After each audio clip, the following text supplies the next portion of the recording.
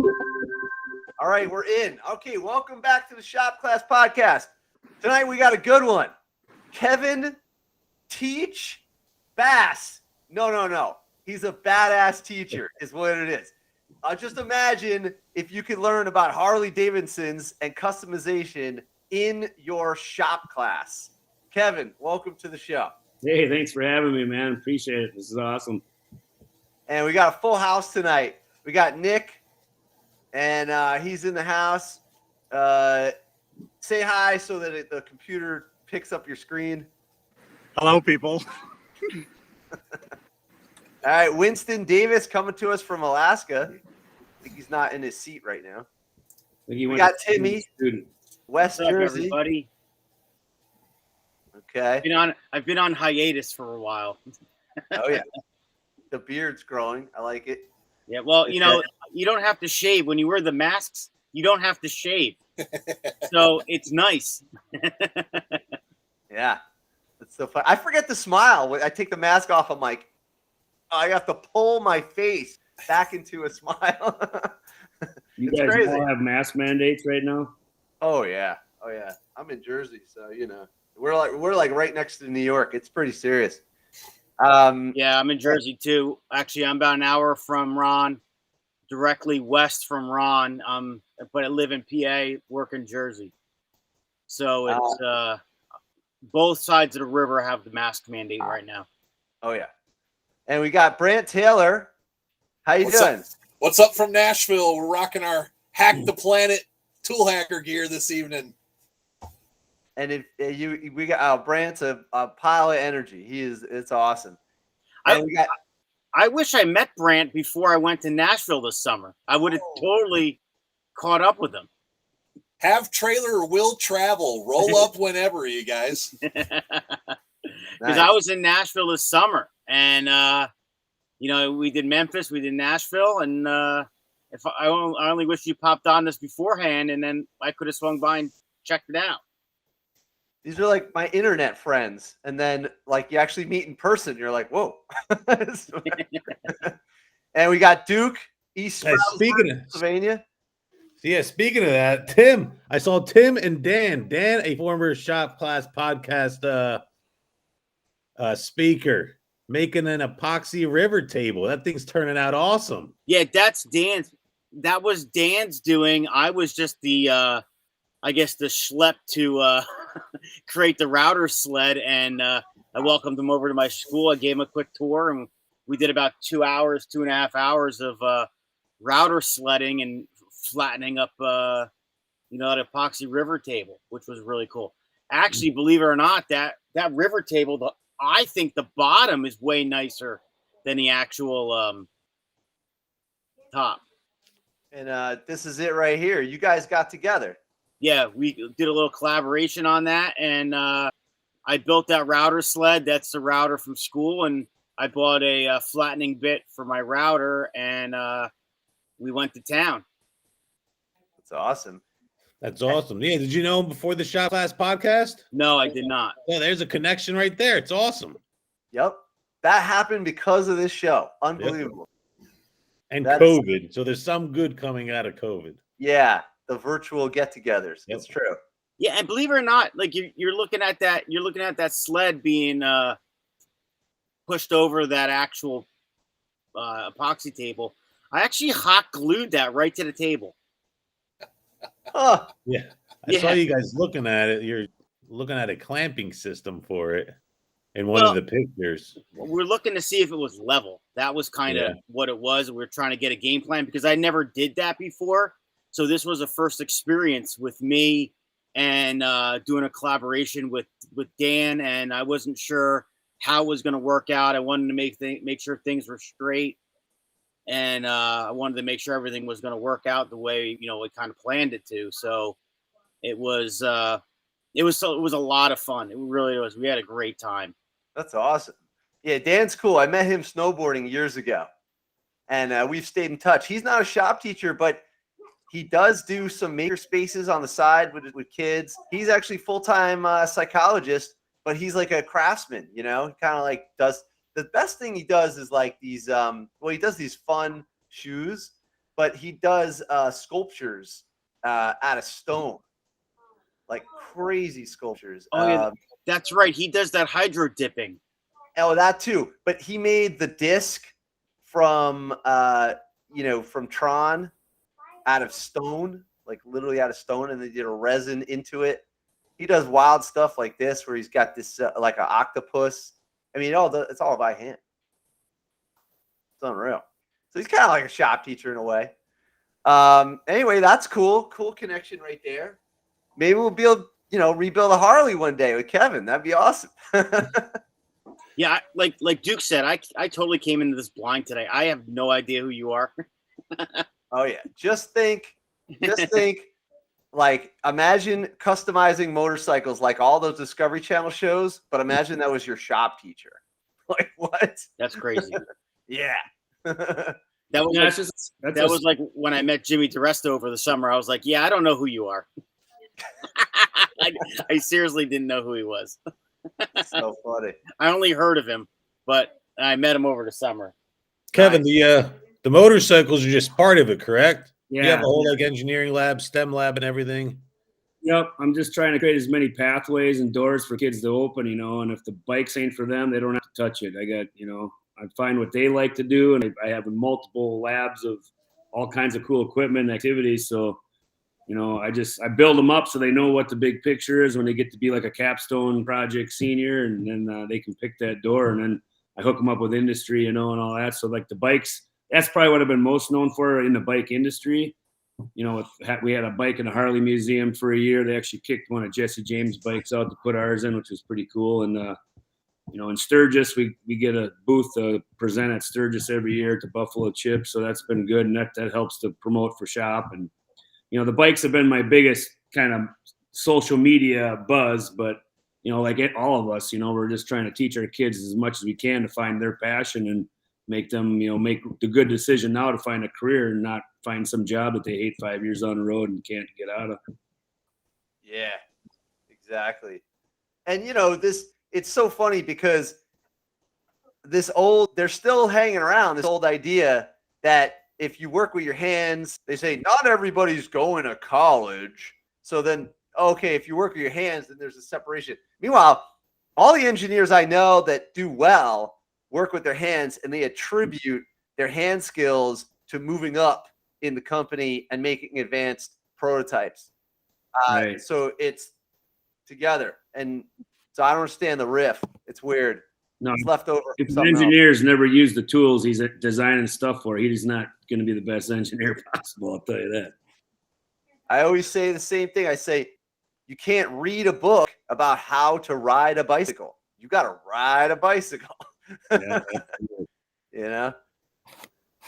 So let's start off with the first question I always ask every guest, which is, so did you have shop class growing up? Yeah, absolutely. It saved me. I wasn't a normal 9-to-5 school kind of kid. I'm ADHD.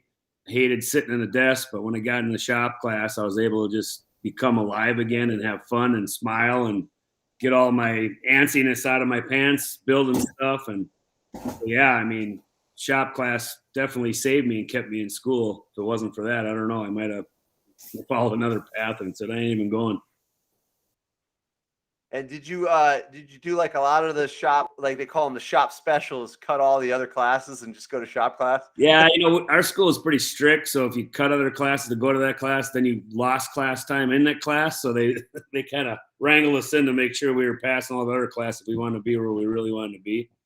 It was a smart theory, I guess, because it worked for me. But, nowadays I see my students that want to be in my shop all 6 periods, and I'm like, you hate to tell them no, but it's like, you got to make sure you're passing everything. You can't just skip them and be here, But shop was a huge part of my life. My dad was a sheet metal worker, and he taught me how to work with my hands as a young kid. And we were building mini bikes when I was, in diapers. So with my shop classes, my old shop teacher taught my uncle and knew my dad well, and he rode a Harley. So, it just kind of, it drew me in, anywhere with motorcycles back then. Cause I grew up with a family that rides. My mom rides, my dad's been riding since he was little. And seeing my shop teacher pulling on his old Ironhead Sportster, right at first day, I was like, oh, this guy's cool. I'm going to like him, and, history just started to get to be wrote in my life right there. Nice. Wow. That's cool. Everybody, you're surrounded by it. That's amazing. Yeah, it's definitely it's never been out of my sight. Everywhere I go and everything I do, there's a motorcycle within earshot. That's for sure. Nice. What kind of stuff did you do in that shop class as a kid? Well, I took kind of everything. I was in the graphic arts stuff to learn design, and for a while I thought I was going to go into graphic arts management and be a graphic designer and do screen printing. And I took all the autos classes, so I had a 1978 Blazer with an 8-inch lift, so I'd have it in there all the time working on it and fixing stuff up on it, and I loved all that. And then I took all the woods classes to learn basic wood stuff, and I tried everything I could with the shops to see what I liked the most, and just metal always drew me kind of in, and the welding and the fabrication, and I found ways to mix and match. So now my students, I teach them how to use like the CNC router. We have laser engravers that they cut, but then they also include metal CNC cut and hand cut metal stuff to it to create cool projects, and using the lathes and the mills, the machine stuff, and just all that stuff. It just every little piece is awesome, and I learned as a kid growing up that now at my age, almost 50 years old, I utilize those skills I learned way back then all the time when I'm fixing stuff, turning on a brake drum or whatever it is, and just basic house maintenance here, So now how did you decide to go into teaching, and what was that path like? Well, going through high school, my dad being a sheet metal worker, he didn't like his job, and he was real vocal about that. He wanted something better for me.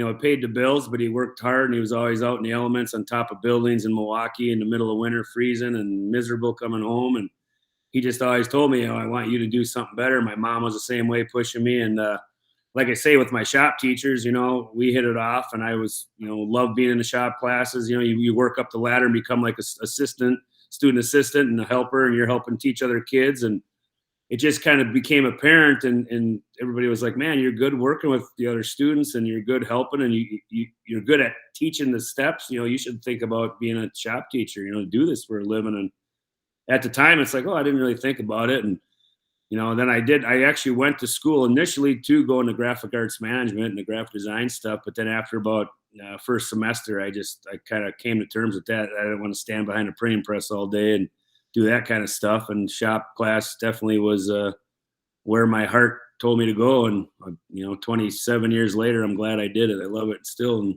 hopefully I got about 20 or 15 years ago, I suppose. I don't know what I got to be 65 to retire, somewhere in there. But I love it, and I love telling the stories to my students that, I don't need the alarm clock to get up because I'm excited to get here. And, we got a million projects going on. There's tons of machines that get fired up in the morning and things to do. And that's fun for me. So, I want my students to know that, my passion is because I love what I do. And if they find what they love, what they want to do, they're going to have passion too and be happy. So it sounds like it's not just the Harleys, and it's not just the, graphics arts, but it's also CNC, which is a huge thing going on right now. I got a question about project management. As a shop teacher, I've got what I call the splash project, which is like the big dog project that the media will see. Like we did this electric car one year, and boom, that brought in the grants and it brought in all the recognition. But then I have these little projects because not everybody can work on the big project. And I was just curious how you manage getting kids. Like, you can't just throw a kid right. Oh, I don't want to say you can't, but I can't imagine having a kid work on an expensive bike right away. What is the process like for you? Yeah, to get into the chopper class part of it, it's kind of like I say, it's more of like a capstone project for kids. So they got to be through my level 1s and 2s, and they have to know how to stick weld, MIG weld, TIG weld. They got to know how to run the mill and the lathe. They have to know how to program and run the CNC plasma cutters. We have a water jet cutter, so they have to know how to water jet cut parts. Wow. And then that way I know I can trust them if I say, hey, we're going to build a gas tank for this bike, and I need you to do all the TIG welding, that they're ready for it, And it's not a shirt that every kid wants to wear, and I'm fine with that. You know, you don't want to push a kid into that kind of a project if they're not into it wholeheartedly, because they're not going to give it their all, and you're going to end up redoing it or throwing away expensive materials. So Yeah. it's kind of that carrot you dangle for the, you know, there's always a good group of kids that want to be a part of the motorcycle class and want, you know, and those kids know, though, they still have to maintain a certain level of professionalism and academic standards. And, you know, they need to be shop leaders. You know, I want them to be leaders, because when we take a bike to a big bike show, I tell them, I said, this is your bike. You're telling the story. I'm not even going to stand here. I'll be over there. I'll be watching you, but I'm not going to stand here. I don't want to tell the story. It's, you know, any adult can talk about their class and say, oh yeah, my kids are awesome. I do this and that. It's like, yeah, that's great. But I want to hear the kids tell us what they're getting out of it and what they do, you know? So that way it proves to the community that, you know, when they say, well, who machined those axle spacers in the front? I like how there's those ribs in there. And then, well, I did that, you know, and he'll explain, you know, what he did. And, you know, it's just, that sells the program and sells the project to the community to say, man, these kids are really doing it. And they're well-versed on what they're doing. They're passionate about it. And, you know, your sponsors want to see that, you know. If a guy walks up, you know, in grubby jeans and a ripped t-shirt, Joe Blow, you never know. He could be a millionaire that's just picking their brain to see if they're into it and say, hey, guess what? You know what? I like this and I want to help. You know, I'm going to donate a Haas Mill or whatever it may be. You just don't know. But if the kids are into it and they're not going to represent it well, then, you know, you find what their fit is. It may not be the motorcycle, it could be something else. So, yeah, I could totally see that. You know, that's a good sign of a sign of a good shop teacher, because what I think you're talking about is empowerment. You're powering up the kids. You're letting them stand on their own 2 feet. I 100% agree with that. Of course, a teacher could just stand there and say everything that happened, but it's really just a show then. They call it the dog and pony show. Yeah. You really need the kids to step up, and you got to go little by little, have them practice a little. But you're right. They'll hit that thread with that random person that it matters, and they'll talk their ear off about how they machine something. And then that kid could make a connection for the next level. You know, you never know. Right. Can you talk to me about your entry level projects? Let's bring it down a second. Let's bring it back here. Sure. I'm so excited about all the chopper stuff. I want to know how you organize these projects. To me, it's amazing. Well, but starting at the beginning, but basically starting at the beginning, what are some of the entry projects you get into? All right. Well, you know, in my intro to manufacturing metals, we're basically learning the safety of the shop is the number one priority. You always got to cover safety and everything. And then we focus primarily on, you know, the welding processes, you know, start with some stick welding and learn how to do that, get them into the MIG welding. And then I don't get a lot of the kids in the level 1 TIG welding, but there's a handful that will every once in a while really excel and say, hey, I want to try it. And, you know, they're passionate and you can trust them in there and get them going. But, you know, and then when we get into the welding processes, obviously the 5 welds are doing butt weld, edge weld, lap weld, corner weld, T-weld.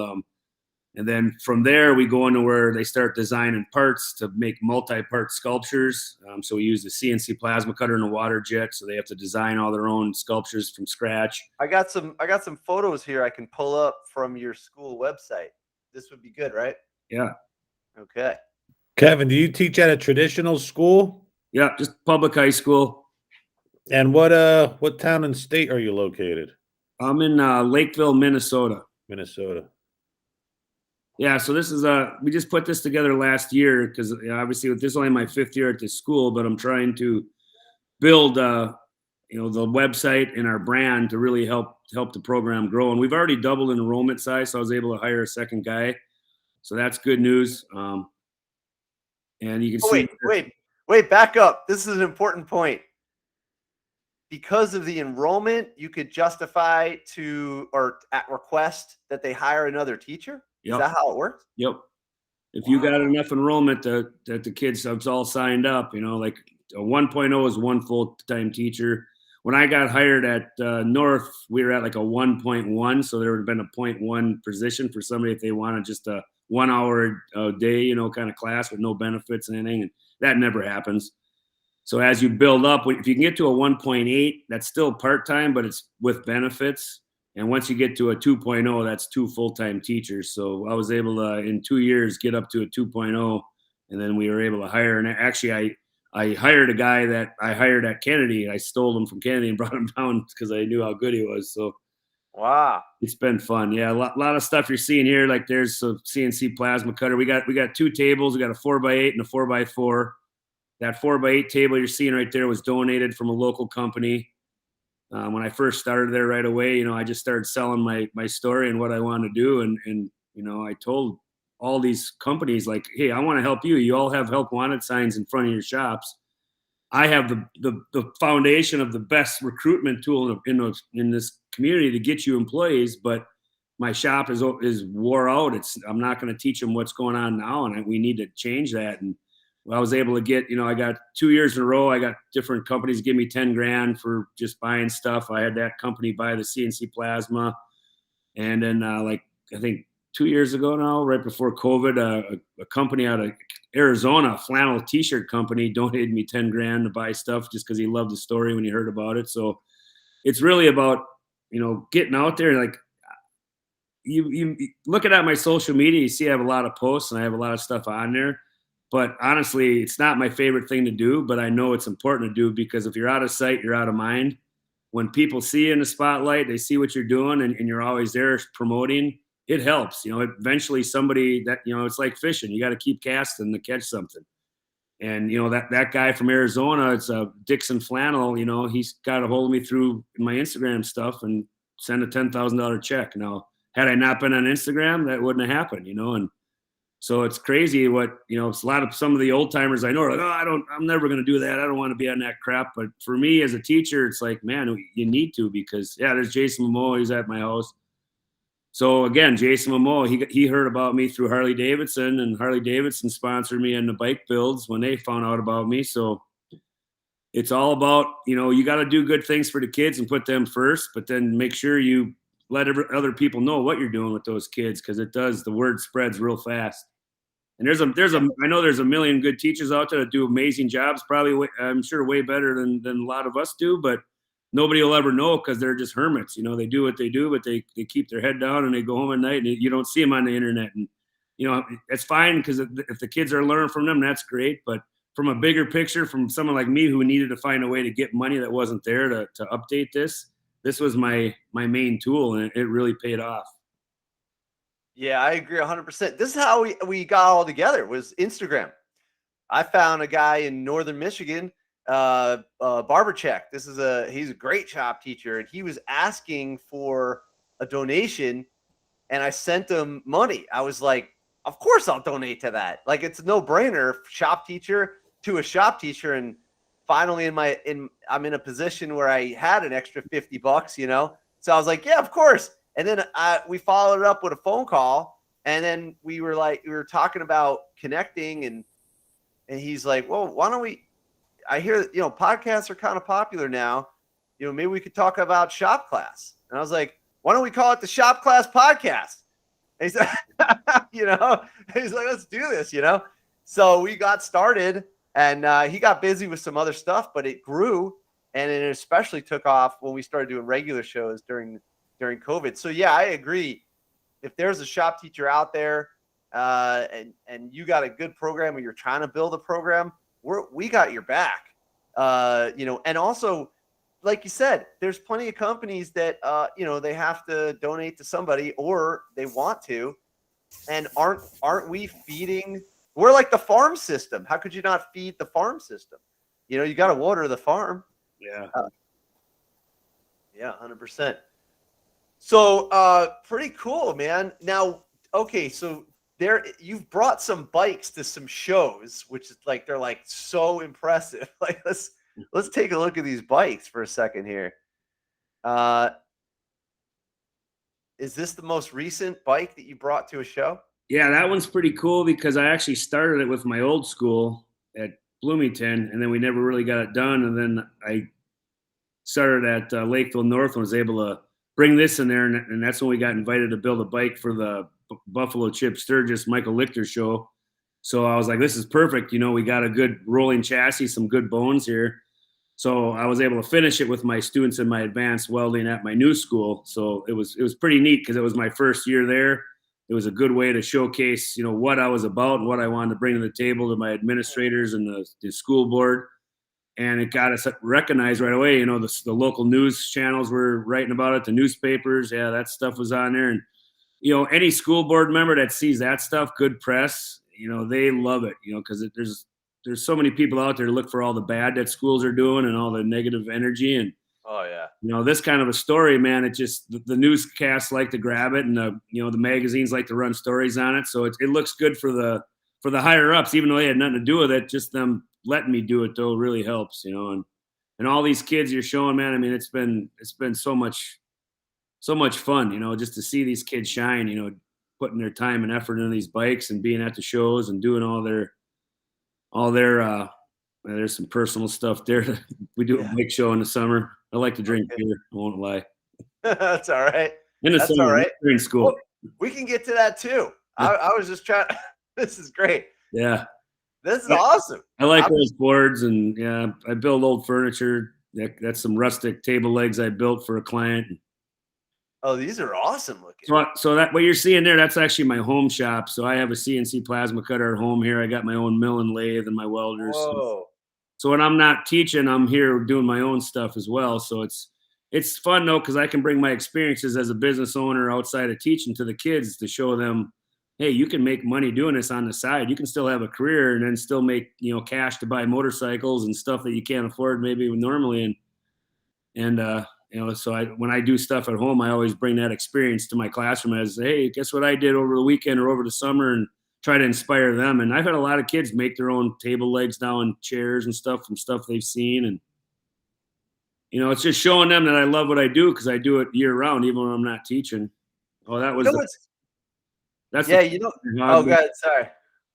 So I just finished that up this last summer, and that's those are my bikes that I was talking about for a website called Fix My Hog. So they hired me to do a series on vintage motorcycles.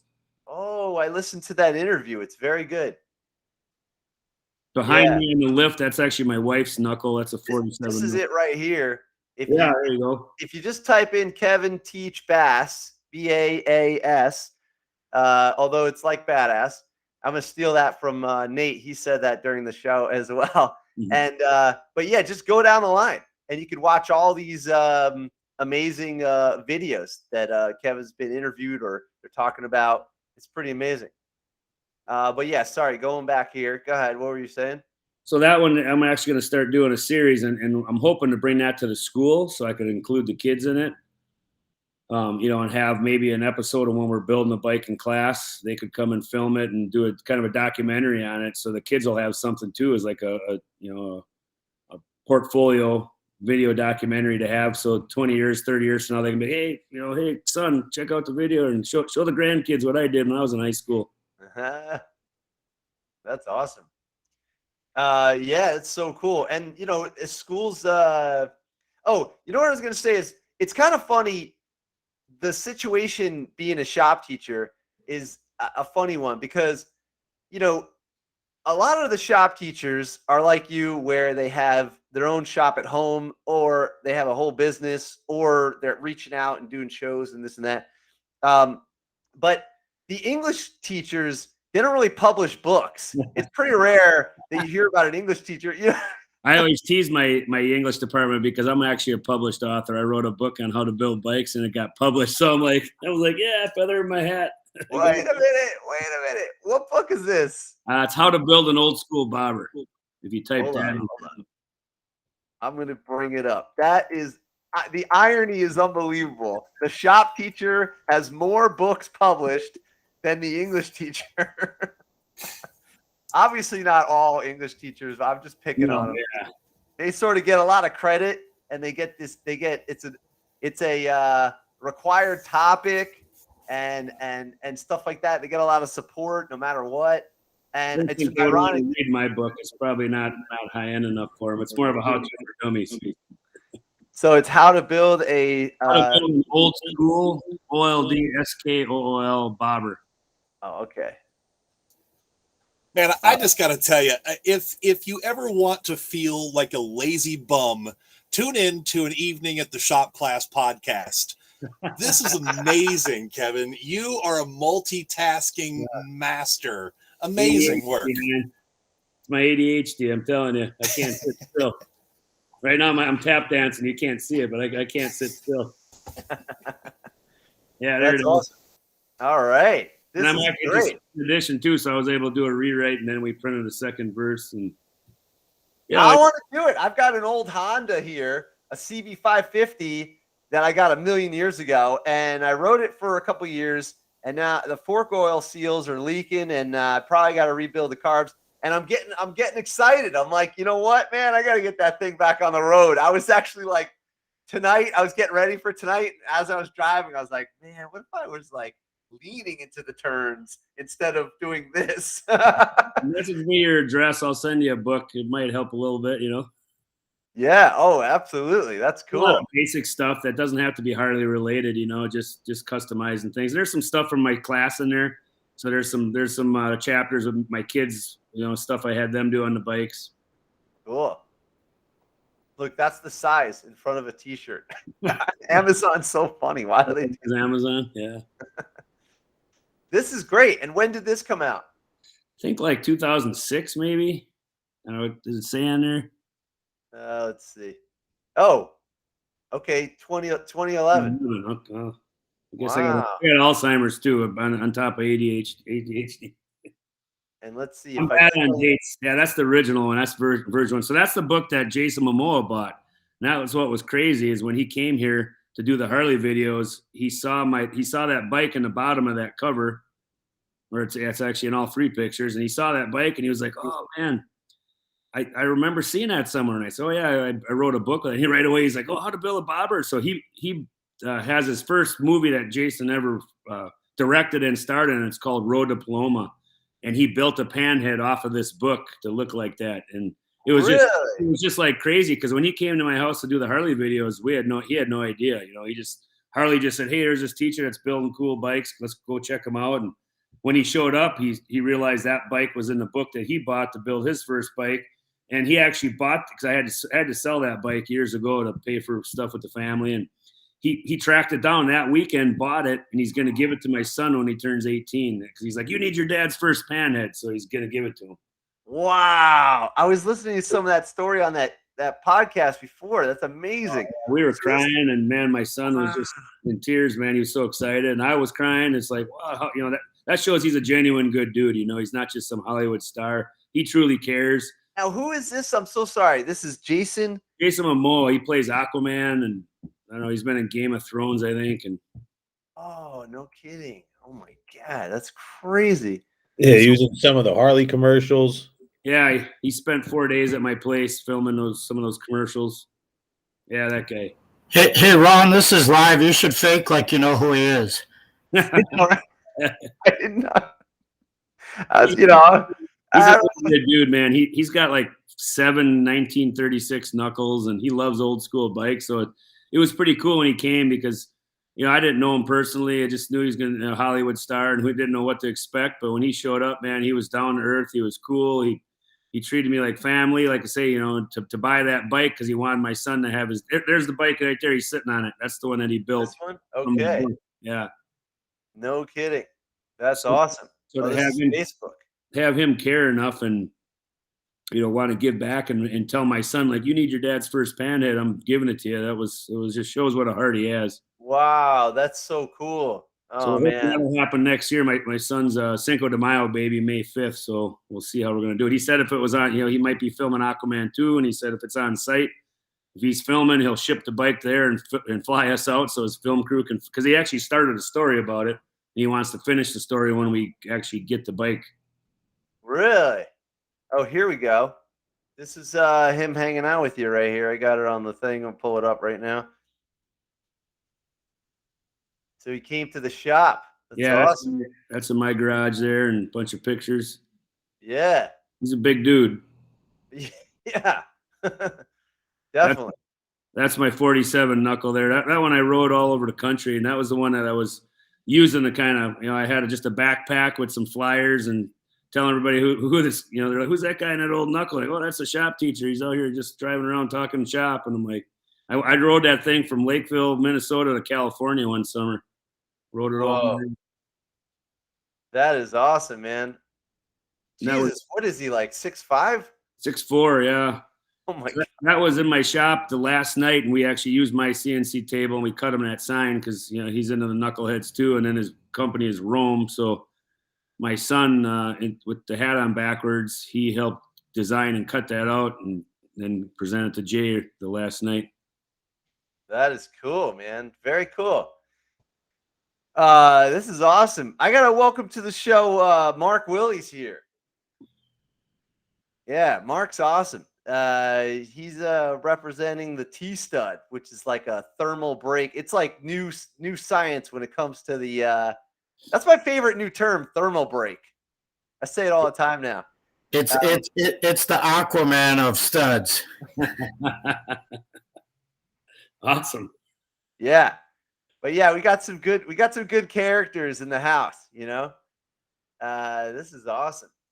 Man, this is so cool. So, okay, back to the process again, because imagine if you're a shop teacher listening to this, you got to be overwhelmed like me. I'm like, I know it's possible because there was a time where I was possessed with energy and we built crazy projects. We did a grease car one year. We took a Volkswagen and we put a second tank in it, and we used the used oil from the Chinese restaurant to run the diesel, and it worked perfectly. But it's like a huge install. And then we did an electric car. We built this race car. It was a lot of stuff. But then at some point, I started doing something different, and the kids changed and they graduate. So how do you organize the big projects? Like, what do you do about that? Well, after we get through all that intro stuff, and I know I can trust them in the shop, they know how to run all the equipment, they know how to weld good, all the little questions have been asked, and I know I can throw almost anything at them and trust them to get it done. Then we just start brainstorming. Depends on the need. If there's a need for something, we'll take that on as a challenge. Like right now, there was a need at my school.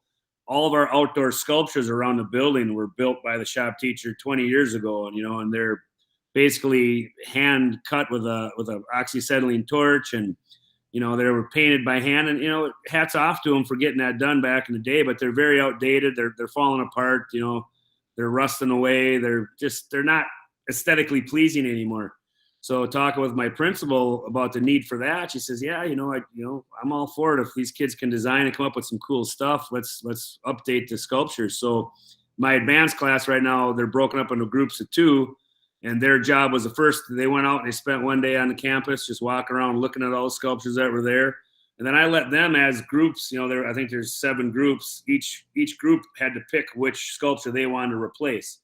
So then they picked that one, they measured out what the sculpture that's there now is, and then they looked at the landscape around it, what kind of views, and then they're designing a new one to go in its place. So they're kind of hot and heavy in that right now. So I don't know if I might have some pictures in the Instagram from not too long ago, but like one group's taking a bunch of donated steel tubing and they're building a big, it's about a 12-foot tall tree out of all this tubing, and they're welding all the bark texture into it and everything. And then they're going to build, because our mascot, our school animal is a panther. So then they're going to build a steel panther to go up in the tree, like it's kind of climbing up in the tree. And that'll be one of the sculptures. So it's just, wow. It's a fun way for them now to take all the skills they did, doing all the butt weld, edge weld, lapo, corner weld, T-weld, and, the TIG welding and all the other stuff we did working with the CNC technology to say, hey, show me how good you are now. What can you do? Make something cool. So they all had to do a PowerPoint presentation showing their designs, what their plans were. And then I showed that to the principal for approvals. And now they're just, literally, like I was gone 2 days last week, Monday and Friday, for a show in Milwaukee, and the kids are just mad at me when I'm gone because they're like, we're not going to get our sculptures done if you're gone 2 days. We got to be in that shop, So it shows you that you're doing something right when the kids are that passionate that they just want to be in that shop welding and running beads. And, it's fun right now because, I literally, like, my class, they come in, I take attendance, and before I can even say, you got any questions, they're running to the shop, getting at their stations, moving, because they got to put all that stuff away every day because I have other classes in there, intro classes. So this big tree sculpture had to be put on pallets and bolted down. They have to pallet jack it to the backside and get it out of the way so it's not in the way of the other classes. So it's a mad dash. They know they got to get their butts in there, get that thing in place, get the welders hooked up, put the curtains around it, and start welding, and then they got to put it all away. So they know their window of time really gets cut down from 50 minutes of welding to maybe only 30. So it's fun to see. They're off to the races, and I walk around, just facilitate and smile, and I'm proud of them. It's neat. It's a good feeling to know you've helped the kids get to that level now, and they're just super into it. That's awesome. Yeah, I have an intro. I have an intro class and an advanced class, but the intro class, it's only 1 year, and then the advanced class is 1 year. But it sounds like you got 2 years ahead of your third year, which is the higher level. So I have a level 1 class, manufacturing, metals and welding 1, manufacturing, metals and welding 2, and then it goes into a 3-4. So the 3-4 is just a mixture of both those kids that have already had 1 and 2.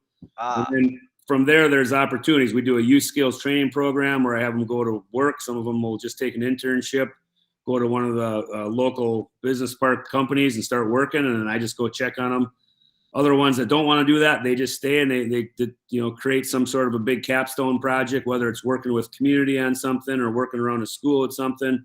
It's just all about solving problems, using what you learn to become the next, engineer and mastermind to help the world be a better place. And I'm real focused with them on positive energy. If it's not positive energy, it's wasted energy, and I don't want to waste any energy. So with the world being broken right now and all the negative stuff and everybody's butting heads, I'm like, hey, I don't watch the news in the morning. It's too negative. It bums me out, And when they get to my class, it's all about positive energy. And I say, you know what, if you had a bad, previous class before this, you come in here with just, grit in your teeth and blood on your knuckles. Let's wipe it clean. Let's get you smiling and walk out of here happy, This is awesome. This is not for nothing, but half of this is for me too. Like, I need inspiration. This is great, because like there's a lot going on lately, and it's hard to not check the news. I don't check the main news, but I check news, and then it just pops up. Even if you're like looking at your email in the morning, everything just pops up. But it's true. Like, you got to come to class ready to do something awesome. That's a good point. That's great.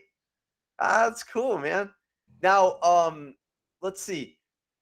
There's also some other kind of like celebrity connections that are pretty amazing. So, Michael Lichter, he's like a photographer for motorcycles. This is like, he's the old Easy Rider, the photographer for Easy Rider magazine. Am I right? This is like a legendary photographer.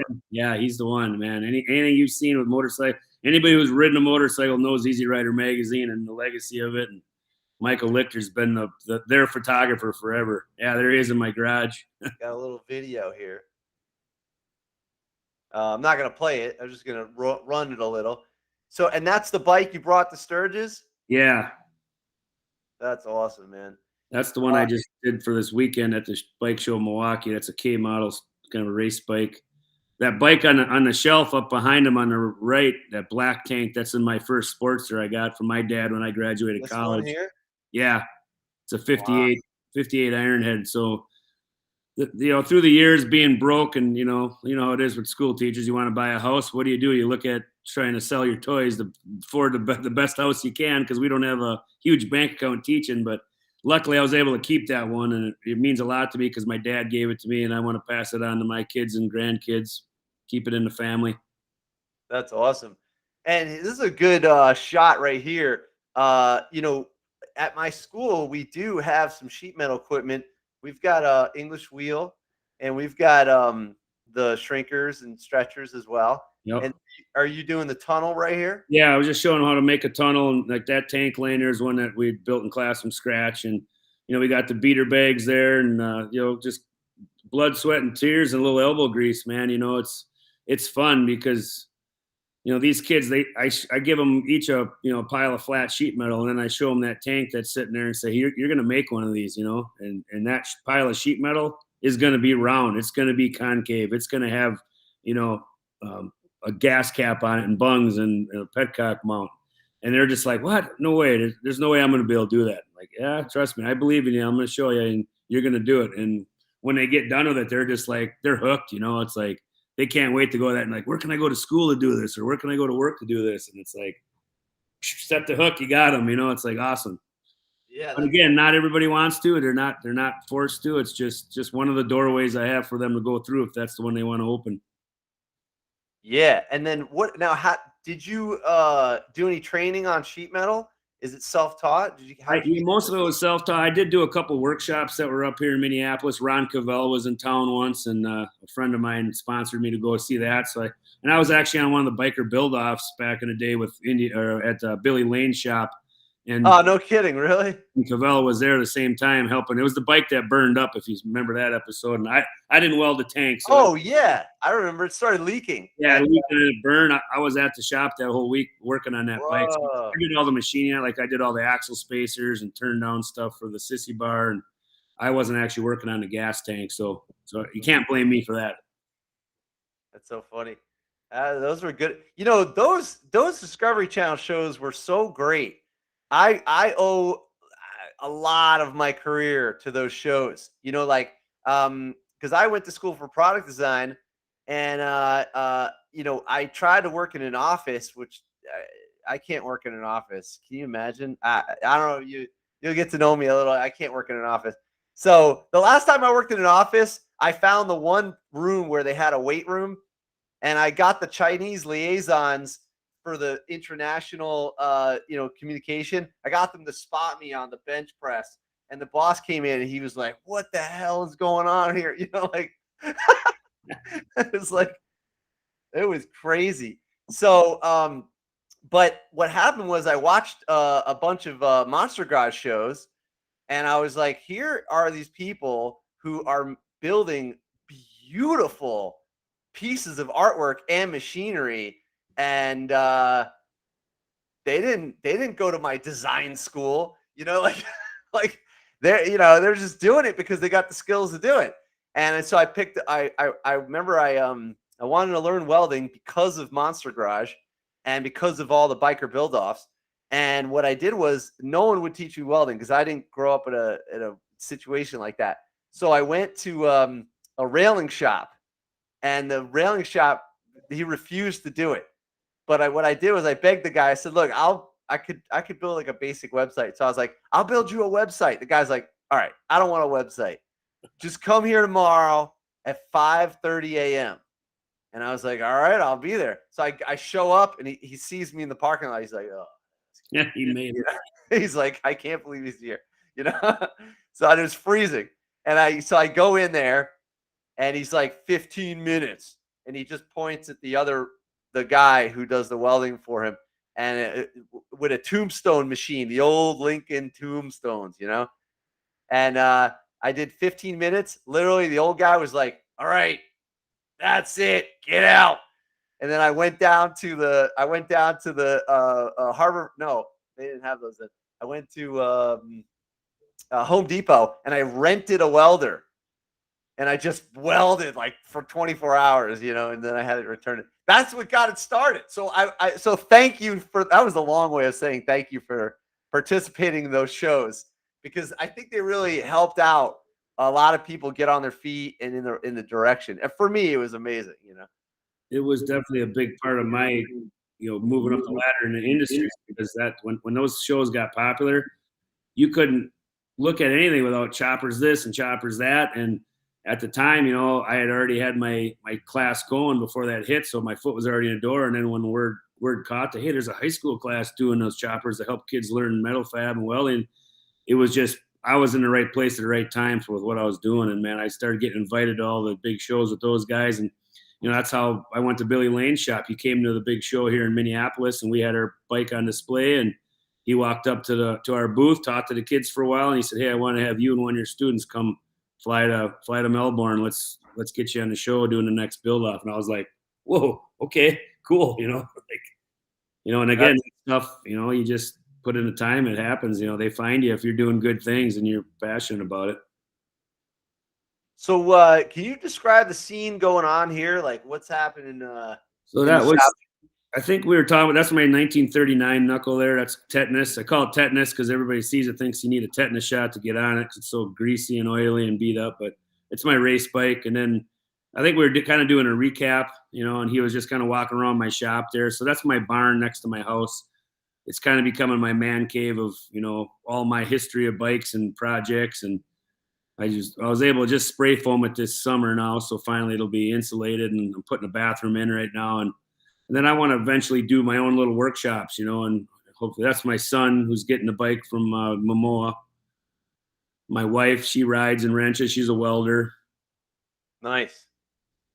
But yeah, we're kind of talking about everything from him being there. And Michael is, he's been taking pictures of me and what I have been doing to kids since like 2002 or something, 2004. I don't even know what year, and I didn't realize this, but all the years I'd run into him, he'd take pictures. He archives all that stuff, and he doesn't know when or where or how or if he's going to use it again. But it just happened that him and I just became friends, and he said, "Hey, I got so many years of pictures of you and what you're doing, and now with the new school," he's like, "I want to help promote that you're still doing at this new school." That's the new lab I'm just finishing up. It used to be the district computer repair room for the district tech people. Yeah. And my metal shop classroom's right next door to that. And I was always looking through the window like, man, I could use that space. That would be awesome. So the administrator said, hey, if you can get to be a 2.0 and hire another guy, and then we can look at getting you that room. So 2 years later, I hired a second guy. And then 3 years later, I got the room. So persistence pays off. It's interesting. You're talking about these levels. That's a great incentive program. In New Jersey, it's all or nothing. They either hire you full time or nothing. And so we have a strange system. Like we had a guy working there for 41 years. He was Mr. Canito. Let me tell you, Mr. Canito had a cigarette hanging out of his mouth while in the shop, while yelling at you to go faster while running the saw. Yeah. In the chest. Yeah. He's like, this guy was like amazing. No, I'm exaggerating. He actually was he was like a hard outer, but he's a big softie. He's the nicest guy ever. But the thing about it is I luckily overlapped him, so I got the vibe, the shop class. I started appreciation for the equipment in the shop, because that shop's been there since 1926, and which is crazy old. And they had a lot of machines from World War II. We got some lathes from World War II effort to teach people how to make ammunition. They trained the guys at night, believe it or not. And they got rid of most of them, in the 90s. But he hid a bunch of the equipment, which we started to bring out slowly when STEM became popular, which is basically shop class on steroids or in the public. So what we did was, so I overlapped him, but most schools don't have the overlap. And because no overlap, you would not get the traditions handed down. And because what you're doing, where you get to build it up and it incentivizes you, and then you can hire another person, that's pretty amazing system. Whereas I have no influence. In fact, we actually, when he retired, there was a void, and they couldn't hire anybody. All of a sudden, they hired a guy, not naming any names. This guy was not good. People got hurt. Kids were getting kickback. One thing hit somebody in the face. Another thing, they smashed a window. It was crazy. Yeah. And then finally, they got rid of him. But then they had a void again. There was nobody there. And they literally were going to close that position. And because I do workshops on the side, like you said, similar thing, I had a carpenter take my intro to welding class. And I called him up after the class and I said, hey, any chance you want to teach high school? And he was like, yeah. And I'm like, okay, wait, before you say yeah, you got to understand, you got so many things to think about. You got to do paperwork. You got to do grading. You got to deal with politics. You got to, and top of that, you got to deal with teenagers that sometimes had a bad attitude. And are you sure? And he's like, yeah, let's do it. I'm like, oh my God. I'm like, all right. Not the last thing though. You got to be like, well, let me show you the salary first. Yeah. You're running away when you see that salary. Yeah. They start you flat. It goes up eventually, but it takes a decade. The main reason why I was able to pull my move off too, because I wasn't going to do it unless they matched my salary. I wasn't going to start back at lane 1, step 1, which that's how they do it normally. When you move, you lose all your seniority and all your pay. And I said, you guys want me to come here, I will, but not for beginning teacher salary. And I've been in this 22 years now. I can't take a cut like that. Yeah. And they matched it and they let me walk over with it. So that was great. Wow. No kidding. Oh, there's my old shop class there, that video. So that's the one at Kennedy. Okay. So like, when you little see the video, advertisement here. yeah, when you see the video kicking, like the far left wall is all welding booths. And then I had the bike lifts in the middle. This one here? Yeah. Okay. We built the bike for this show. Where's the Born Free show? It's in California. Oh. Okay. That's cool. All right, here we go. It is a big intro, but we're getting there. Here comes Kevin. Builders Invite Series. Kevin Badass. All right. So this is a high school shop. Yeah. I thought this was your shop. No, this was my high school shop at that school. So the bikes you're seeing over my shoulder there, that blue and silver flame, a girl in my class made that gas tank. And then the tank behind that orange one that's kind of got that girl in the blue there's the one that made that tank. Wow. That's amazing. And that was that's the start of my tetanus bike way back when. Kind of talking that was a flathead motor back then before I put the knuckle in it. That closest bike is my drag bike, so that's an Ironhead drag bike that I've been racing. Wow, look at this. Oh, is that a Piranha right there? Or an iron worker? Yeah, 40-ton iron worker.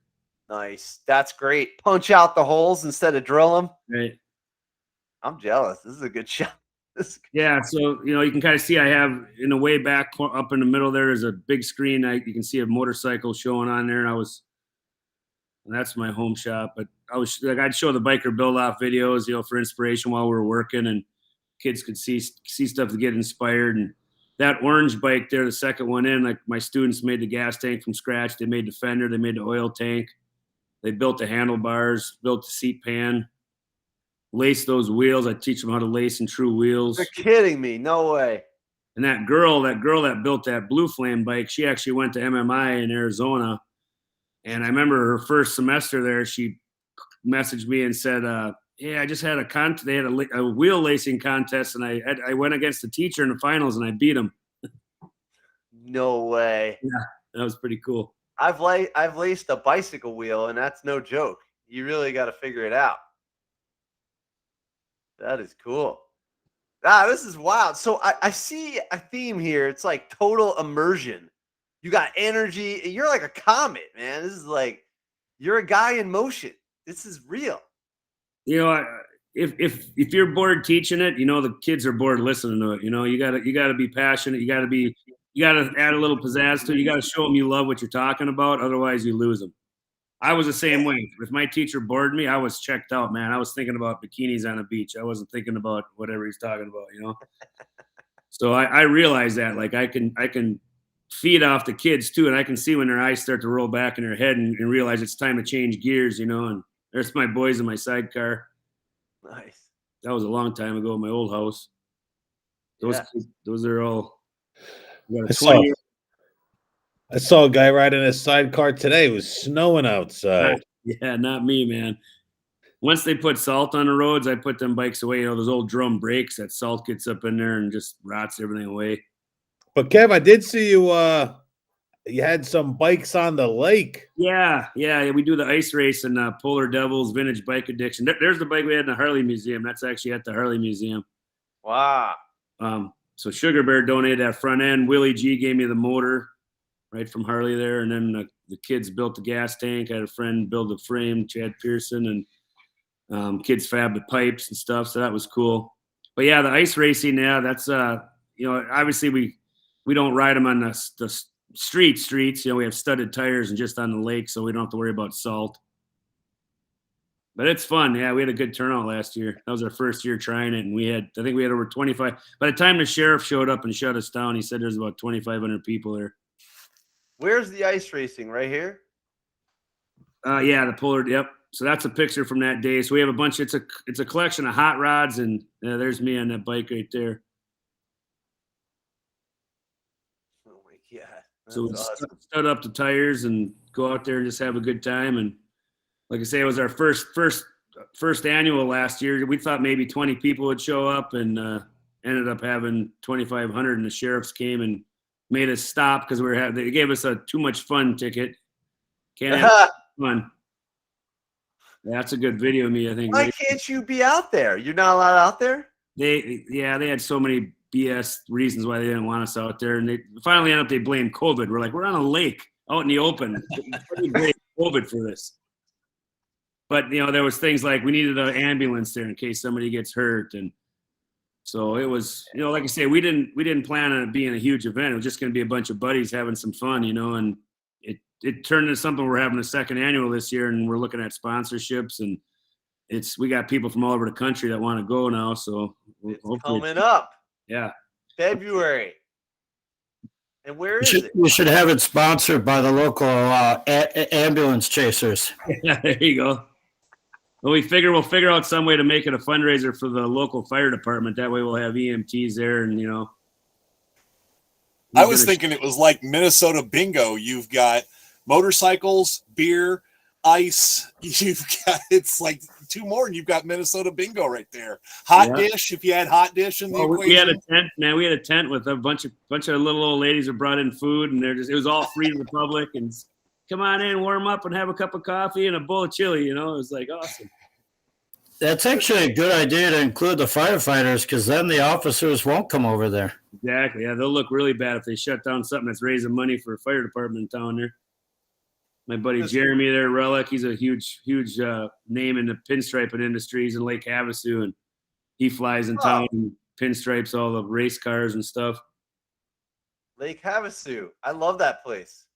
Yeah, I got a buddy who lives out there. You know what's weird about that place? They actually have the London Bridge. I mean, I'm not even kidding. There's actually the London Bridge in Lake Havasu, Arizona. Nice. And also, it's a small engine empire. That guy who created that place. What was that small engine before Briggs and Stratton? I forget. Not before, but kind of like their competition. I forget the name. No small engine teachers here today? Oh, yeah. Yeah, that's my favorite. Tecumseh? No, not Tecumseh. I forget the name now. Clinton? No, not Clinton. The guy made a fortune and then he put it into real estate and created a town. And Lake Havasu was like his creation. That's awesome. I forget the name. It was like an aerospace company that also made Turner. Turner, no. Tesla. If you want a little history of the old school, try typing in KennedyChopperClass.com. See if that's still active. One of my old students used to host the website for us to do. Is it on Instagram or on? No, it'd be just on the normal internet. www. KennedyChopperClass.com, and that I don't know if it hasn't been updated in a long time since I've been gone, but there might be some of the real old stuff in there. I'm not sure. Bam! I think we got something here. Go up. Yeah. Let's see. Yeah, there we go. That was. So, and again, this was one of my students in the chopper class that I put. He wanted to be a part of the marketing and the website. So yeah, even though he wasn't the one building the gas tanks, he was in charge of all this and helping with that part of it, which was pretty cool. Looks like stuff's not showing up, but yeah, it's got. How far back does it go? Is it back to like 2004? 06. 06, 506. Yeah. That's the year of Billy Lane. If you go down to the second one, top row there, second one over. Here? Left, one more left. Here? Yeah, that was the year Billy Lane invited us on the build off, so he might be in some of those pictures. Yeah, these aren't showing up. No, oh man. Yeah, that was the year, man. It was pretty cool. Yeah, Billy Lane's so cool. I've never met him, but I absolutely took inspiration from him. What an interesting dude. He's really into the tech as well as kind of the old school, which is nice. I mean, I remember he made that hubless tire wheel, you like stick your hand through, he's got the brake on the outside, the whole thing. There's nothing in the middle. You know, and how cool is that to show engineering students like, hey, you got this badass welder, fabricator, bike builder, tattoo guy, but he was an amazing engineer, fabricator, you know? Yeah, absolutely. So my next big project I need to do with my new class is get a website like that, because we did have like a sponsorship area. So we'd put the banners and links for all of our sponsors, which was huge. You know, they like to see that. And, Oh yeah. you know, and then somebody else sees and says, well, I want to be on there. And what do I got to do? You know, so it's going to be in the works. I just, man, the dust is just starting to settle on the actual groundwork of the shop, getting all the rooms back in action and getting all my new welders and plasma cutters and water jets and everything in place. We got the new STEM lab. You know, I have seven Epilog lasers. We got the new CNC shop saber router, 4x8 table there. Start teaching the kids on. We got UV printer, 16 3D printers. I mean, it's just all kinds of cool stuff to give, like I say, give these kids doorways, whichever one they want to go through. And, you know, when I started there, it was just my dream now, like, hey, within like 5 years, I'd like to get all this new equipment and update everything, get that new room. And, you know, I never gave up on the dream, and I just kept pushing hard and kept promoting for what I do. And it, you know, it came through with sponsors, and there was a referendum that passed with the STEM levy to help me buy some of the equipment with STEM money. So it was, you know, it's a battle that I'm not close to being done fighting, and I don't plan to be. And, you know, as long as they see you're passionate and you're going to do good things with what they give you, they want to give you more, you know, and it's fun because, you know, the opportunity that the kids get from being able to use all this equipment makes them really marketable in the real world. You know, this one here, if you're into like, you know, getting into like the absolute passion of it, this is a nice less than 5 minute kind of overview of you know, Kevin, you know, mentoring a student. I love this one. It's kind of heavy with the music and stuff. I mean, I've seen students cry. I've cried watching it, you know, just because it's from the heart, you know? Yeah, I'll get probably a copyright strike if I play the music, but just imagine like it's old school. It's very passionate. It's a well done film, you know? And there's a lot of shots of him like working with the student and working on the farm and stuff. And it's very like, it's like, wow, you look at life. I don't know. It's like a life piece. I don't know how to describe it. It's very cool. You know? Yeah, they spent a week with me, man, for a 5-minute video. But when I watched it, I was like, yeah, you guys nailed it, man. You know, like I didn't think you could pack all that into a short video that really explains what I'm about. But they did a good job. But yeah, that girl that you'll see in there, she's the one that went to MMI. And right, here we go. Yeah, that's the bike tank she built. It's amazing. And this is a couple years back already, right? Yeah, this was probably 7 years ago now, maybe. Wow, no kidding. Now, you know, I've got a plasma cutter, and I've got, you know, we got the TIG welder, we've got a lot of stuff, but we're kind of living it on space, you know? Is there a CNC? Oh, these are the Lion chairs. It's so funny. I'm such a nerd with this. But just going back right here for a second, I'm interrupting myself. This chair right here, these are the Lion chairs. We fix these all the time. It's kind of a good intro project. Yeah, they're always breaking. yeah, because the kids lean back on them, you know. But they're good. It's good spot welding project. I use a spot welder to get kids into welding without worrying about them. You know, you just need safety glasses and that's it. Sure. You know. Yeah, I would say with space is huge. Like you can't have it all. You know, you can have a little bit of everything, or you can really get good at a couple things. And you know, I had to eliminate. Actually, I don't right now. I don't have any oxyacetylene going in there, and I don't have any spot welders. But you know, I got 15 stations of MIG welders running nonstop. You know, and that to me, you know, to take away some of those MIG boosts right now, to throw in, you know, something else right now, it's not important to me because I'm so focused on making sure I can do as much as I can with what I have there, and the kids are they're learning a lot with what I have, you know. And the few things that I don't have to show them, like we do talk about spot welding, and I actually do a little activity where they just use the MIG welder and create their own spot weld with the MIG, just to kind of let them know, you know, hey, it can be done without the actual, you know, resistance welder, but you know, so they know about it, even though we don't have it. But at my old school, we had 2 spot welders, and we used them a lot. Just shifting gears for a second, we kind of have a tradition running that we get an update from Matt Bloomquist. He's a teacher here, and I feel like Kevin, you'd probably appreciate this. I hope you got more time to hang around. So they actually build a house. So like, it's the funniest thing. Everybody on the shop class, everybody here is like out of the box. These are all like exceptional teachers, you know? And what Matt does is they actually buy a piece of property, dig the hole, put the basement in, pour the foundation, all that stuff, and then they build an actual house. And as the years go on, they make it more and more advanced, and they're getting more and more involved with what they call build science. For me, I'm like an alien. Like, I have no idea. I'm new to this thing. But yet there's this whole passion for building houses the right way, right, worrying about the energy envelope. Like you were talking about insulation. Like we just had a whole insulation discussion last week. So let me turn it over to Matt for a minute, because usually what he does is he gives us a little update on like what's happening with the house, you know? All right. You're still muted there, Matt. Let me pull up some. There you go.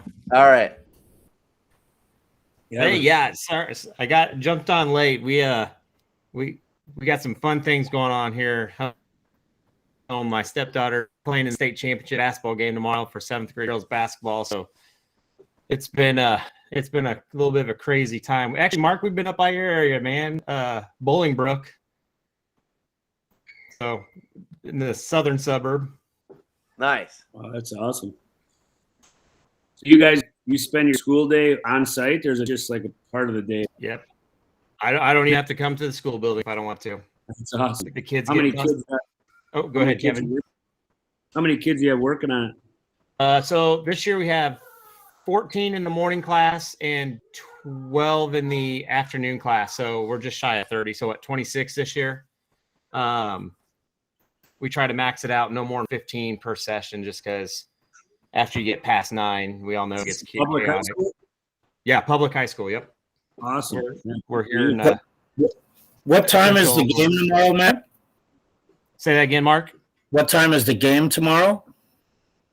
I think the championship game's at 7:30 at Brook Middle School. Got it. Do they allow bearded carpenters? Sure. Yeah. Heck yeah. If you want to come join, I'll get you the information, Mark, if you're in the area. I'm going to add you on Instagram here. It's Build, Learn, Teach. Yeah, Build, Learn, Teach. Yeah, and Kevin, man, I've been following you. I don't know anything about mechanical side of things. Motorcycles, I think, are the most beautiful, coolest vehicles in the world, but they scare me to death, and I can't ride, or I don't ride them, but I just think the art of the bike, of what you guys do, is I can appreciate and admire, and I was slightly traumatized by motorcycles when I was little. That kind of freaked me out. But I think they're just so cool. What you're doing, man, is freaking awesome. That is so cool. And then, did you say you're from Minnesota too? Yeah. Yeah, my dad's family is all from Minnesota. So right on. Yeah, I just requested you to follow you. So if you see it come up, awesome. Yeah, I'll get that for sure. All right, yeah, I'll give a quick update so you guys get back to Kevin talking, because he's, man, so good. So we've had a really exciting week this week. Dan Edelman from Rockwool came in, one of the companies that's partnered with us. And actually, hey, Ron, if you want, I'll share my screen real quick. I'll share some photos. You'll do a better job than me. I'm just trying to follow along. Go ahead. Nope, that's fine. Yep. Let me Yeah, this is exciting. I'm following along, because I'm just like, this is so cool, because I get to actually, like, I start to recognize things inside the house now when I look around. I had no idea, because I was always like, I always had my head in cars, and now I'm looking at buildings from the inside, and I'm just like, wow. And then they're doing weird stuff like the T-stud. Like, what is that? You know, like, it's amazing. Were you a general carpenter beforehand, like a contractor, Matt, before you started doing this? Yeah. I was gonna say, definitely you can tell your skill set was a above and beyond most wood shop teachers there with what you're doing. Kevin, last week they were talking about baffles, and I was trying to figure out where they're putting tailpipes in a house. So this is our version of a baffle. And I looked up the definition, Duke, to see like if I'm calling it a baffle if I'm wrong calling by baffle. And really a baffle is nothing more than something to block or control air flow. And this is what this thing does. That's it. This Luan sheet of plywood is about 1.5 inches off the bottom side of the roof deck. And outside here is the vented soffit. So air will flow up here and then work its way up to the ridge and ventilate out. Because the idea is to keep your attic the same temperature as the outside, and then your insulation layers and everything. That's what protects the inside. So that's just so you don't get condensation and everything, or say that again, Kevin. That's so you don't get condensation and mold and stuff. Yep, absolutely. Dry. You got to let it dry, right? And then you guys up in Minnesota. Obviously, you're being so cold and being so warm on the inside. You guys really have to pay attention to your thermal control layers and stuff and something. Yeah, just did spray foam. I had a spray foam company come in and do my tin barn. Oh, the only way we can battle this cold. It's like -20 right now out there. It's like, ooh. Yeah. You like spray foam? Have you dealt with it a lot? No, I'm not a spray foam hater. It has its place.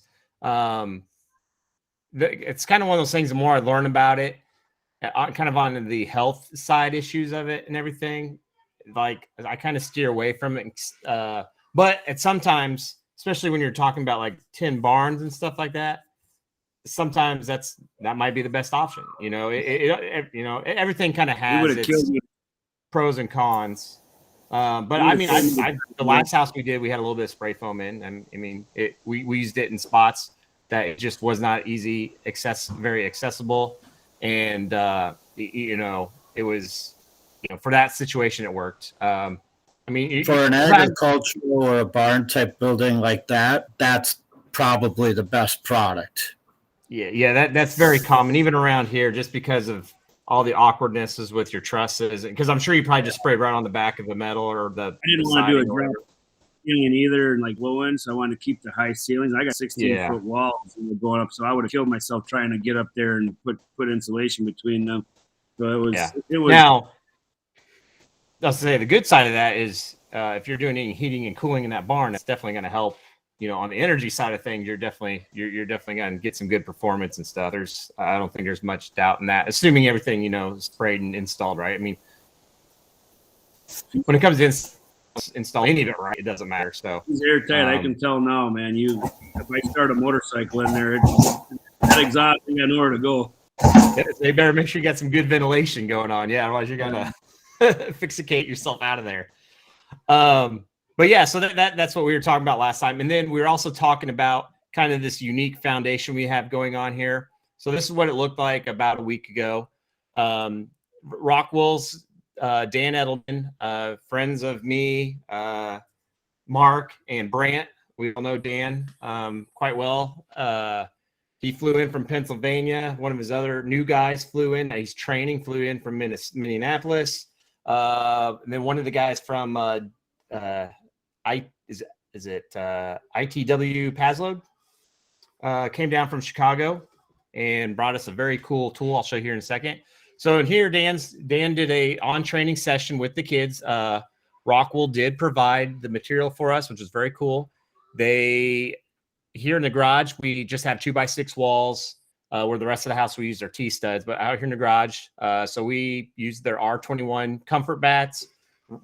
Dan walked the kids through installs and proper installs. If you have ever used Rockwell, it is, when it comes compared to fiberglass insulation, the install is so much easier to get correct. Again, when it comes to insulation, though, if you don't put it in right, it doesn't matter what you use. So installation is key, along with most things. Here you can see just the kids are here in the garage. And then we also had something fun going on. Our media class came out and documented the entire thing, the entire afternoon. So this is a shot of one of the Tommy TV kids coming out. Yeah, I can see Brant shaking his head. Hey, Ona, quit basketball, please.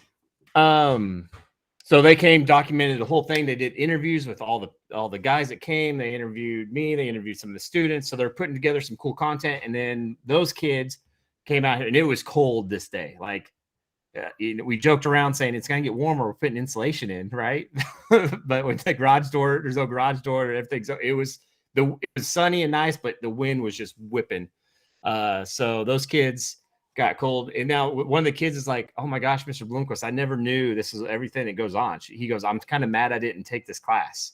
And then he started emailing me. He's like, well, hey, why don't we put together, he goes, we got some really cool ideas with your content. And he's like, maybe we can inspire more kids to take the class. I said, actually, what we want to do is, how about let's get you guys on the job site a handful of times this year. You guys make whatever cool hype video, commercial, marketing video you want to make, and we are going to put it to the junior high class school, because we've been trying to find a way to showcase to the junior high kids here in town, so they already know what's coming and what they can get into. Hey, Matt, can you put a link to the junior high in the chat so all of us can go back to junior high and then get into your program? I want to take that class with Nick. Right. Can you imagine? Yeah. So Nick, yeah, you're gonna appreciate all this too, Nick. So I told the kids, I said, because when they showed up, they're like, Mr. Bloomquist, what do you want us to what do you want us to get? What do you want us to capture? Right here's Izzy. She's a flipping all-star at all this stuff. I said, whatever you guys want to do. I said, try to catch. I said, if you guys catch them doing instructions and stuff, I said, they may even take that and use that their own video. It may not be the official install training. Maybe it would be. I mean, these are official trainers for Rockwool, right? So I said, whatever you think, whatever you guys want to capture, this is your guys's. I don't have the eye for it. You guys, this is what you guys do. Lizzie, another one. She's an FFA all-star and also a media all-star. Nolan came in. He was from up in Indiana. Jeff's down here. This is down here. So in the inside, they're showing how to do comfort board. And I'll switch over here real quick. So in the garage, they were doing the bats, which at the end, this is what it looked like. Nice install, all fluffy, all snug. As a bug inside those bays and stuff. So it turned out awesome. And this is good. What's awesome about this is first time kids ever touching this stuff. Which, helps when you have the pros showing the new ones, right? It's this awesome, I think Ramset gun by Pazload. And what they do is you have these cone shaped, big head washers. And what they do is they plunge into a foam board or a board like this, has a long nose. There's a nail inside of it. They shoot that nail, even though that's, 2 inches thick of insulation. The nail's only maybe like 1.5 inches, but that's all it shoots through the backside. And this Ramset gun does an amazing job. The kids loved it. So they got the hang of that. And by the end of the day, our walls looked like this and then he came back down this in the morning because they just stayed local overnight. Brought that thing back down. I'm sorry and to finished at the top. Matt, I don't mean to. Go ahead, I don't mean to interrupt you, but am I understanding this right? It's kind of like a big fender washer that's drilled into the concrete. More or like less, a big it's fat what washer. it is. Yeah, I don't know. So can you kind of see these plastic cone things right here sticking up? It's hard to see. Oh, they're cleared up. Okay, so that's what those are. It has like a big washer on it, but it has a cone that stabs into this comfort board or foam, rigid foam, insulation, whatever. And that's what kind of holds it in place. And then you shoot that you put that long nozzle into the, where'd that picture go? There it is. You put that long nozzle into the hole and it shoots it. There's a nail at the end of that cone and it shoots into the concrete. So it's a Ramset gun or kind of like a powder actuated gun, except this runs off a fuel cartridge and a battery. Wait, and you just push in. Hold on a second. You glossed over this cool thing. This thing drills in and then shoots an explosive? Well, no, it doesn't drill No. it. It's like using shoots it. it's a nail gun. Yes, go ahead. Nick. Nail gun, and then inside there kicks off an explosion that goes sideways or something? Hey, Matt, do you have audio? Do you have audio of any of this so he can hear the boom, boom, boom? I don't. Like- But yeah, but go ahead, Nick. It's a 22 caliber blank that Oh, butts up against the tip of the head of the nail. You pull the trigger, it rams the hammer into the head of the nail, and that shoots it into the concrete. So in this case, the nail is inside that cone. The little pin thing that you see in the picture is against that, and so when you pull the trigger, that's the hammer that pushes the nail quickly into the concrete. Yeah. And instead of it being a 22 cartridge, it has a little fuel cell that's the igniter, or what, that's what shoots it, and a battery power charge that, yeah. And this is awesome. I've been Yeah, so it missing sounds like- out. it's just as loud poof, and I right in the haven't done any concrete. house stuff. This is so cool. Oh, the kids loved it. They were that's like an $800 gun. we tried to get him to leave it, but he wouldn't leave it. He's like, maybe I'll get you an older model. But they were great. He's like, whatever you guys need. He's like, let me know. And then so we took a big group shot. Here's both classes came out. They bought lunch. The kids ate pizza before we did all this. The afternoon, it was a wonderful day. And like I said, Mark and Brant know Dan, so anytime around those guys, I mean, they're good guys, So Are those then kids 9 through 12, or the upperclassmen, or is it mixed? juniors and seniors. I can have sophomores, but their schedule has to allow for that much Is there a because we're out there for 3 prerequisite? class periods. Do they Go ahead, take a Kevin. prerequisite class to get into this one? Yeah, they can either take ag mech or intro to industry. Actually, So- that was exactly, sorry, Matt. That was exactly my, Kevin had the right question. That's what I wanted to know. What are the prerequisites to get to your class? Do you have a part 1 and part 2, or is it they take the prereq with a different teacher and then they come to you for 2 segments? There's a morning segment and an afternoon segment. Yeah. So and they can take it back to back years. So they can take intro to industry, say freshman, sophomore year, or whatever, and then junior year they take building trades, and then senior year they take building trades again. Got And it. they're out there half the day. So juniors and seniors, you're only at school for half. For 2 years, you're only at the school building for half a year. So they love it. That's awesome. Now the reason we did all that was because we were trying to make everything look like. Here's a good video or a good shot. So this is what we were doing. Over here, you're going to see the halo that we kind of talked about the last time. That graphite. You could probably zoom in a little Yeah, actually. if you try. You'll Yeah, see there you once go. this Yeah. clears up. Graphite polystyrene. This is what we talked to last week a little bit about with Mike. So we put this down. Mark got me connected with Scott, right? Yeah, Scott from Halo, and they partnered up with us on this. So we have 2 layers of 2-inch. So we have 4-inch insulation. So underneath this foundation right here, this concrete, you have the 2-inch rock wool comfort board. Then you got 2-inch rock wool going up the wall. Then you got 4 inches of this coming across. Now this is a detail by Steve Basic, the architect, who's popped on here and talked a few times with us. This is something he's done with Jake Bruton. We used it, I think this is the first time we used maybe the Subterra with this detail. In fact, Steve just messaged me the other day to take a lot of photos for him. So now what we're And they're doing is- in correspondence with that, Kevin, your barn, does it have insulation underneath the slab? Not that I know of. I don't know who poured the concrete. It's been there before I bought the place. So I'll put it a different way. If you drop a wrench and your hand is on the concrete, does your hand want to get away, or is your hand all right? get away. is that cold concrete? Yeah. Okay, it's cold. It's cold concrete. So Matt's actually doing this in a different matter, and Matt, describe to him what this method is, because there's only about 40 people that have ever seen this. Yeah, so pretty much this whole thing is going to be thermally broke.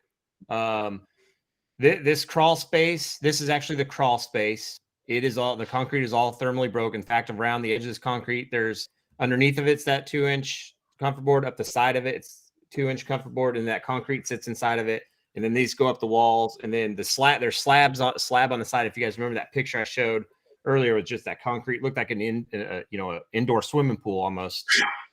So what we pretty much did is we wrapped a big old blanket all the way around it. So inside this crawl space will actually be heated and cooled just like the rest of the house. We can, it's air sealed, everything. It all counts as the inside. All our plumbing except this little bit of drain and water lines that go to the kitchen is all right inside here. So everything's accessible.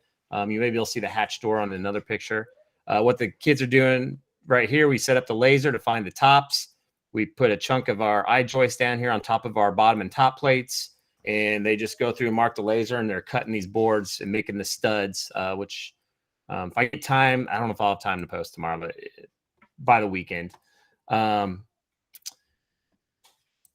It's so cool because here's an example of that. So we have to build these studs to build our wall that's going to have the eye joist sitting on top of it. So this is how we figured out our height with our laser lined up to the top of this Subterra insulation board, and they're marking and cutting the studs, and they just frame up a wall like normal, and then we'll set our joist across there. And then what'll happen is sheeting will, or 2 layers of 3/4-inch sheeting will go across that entire floor, and it'll all be nice, level, solid.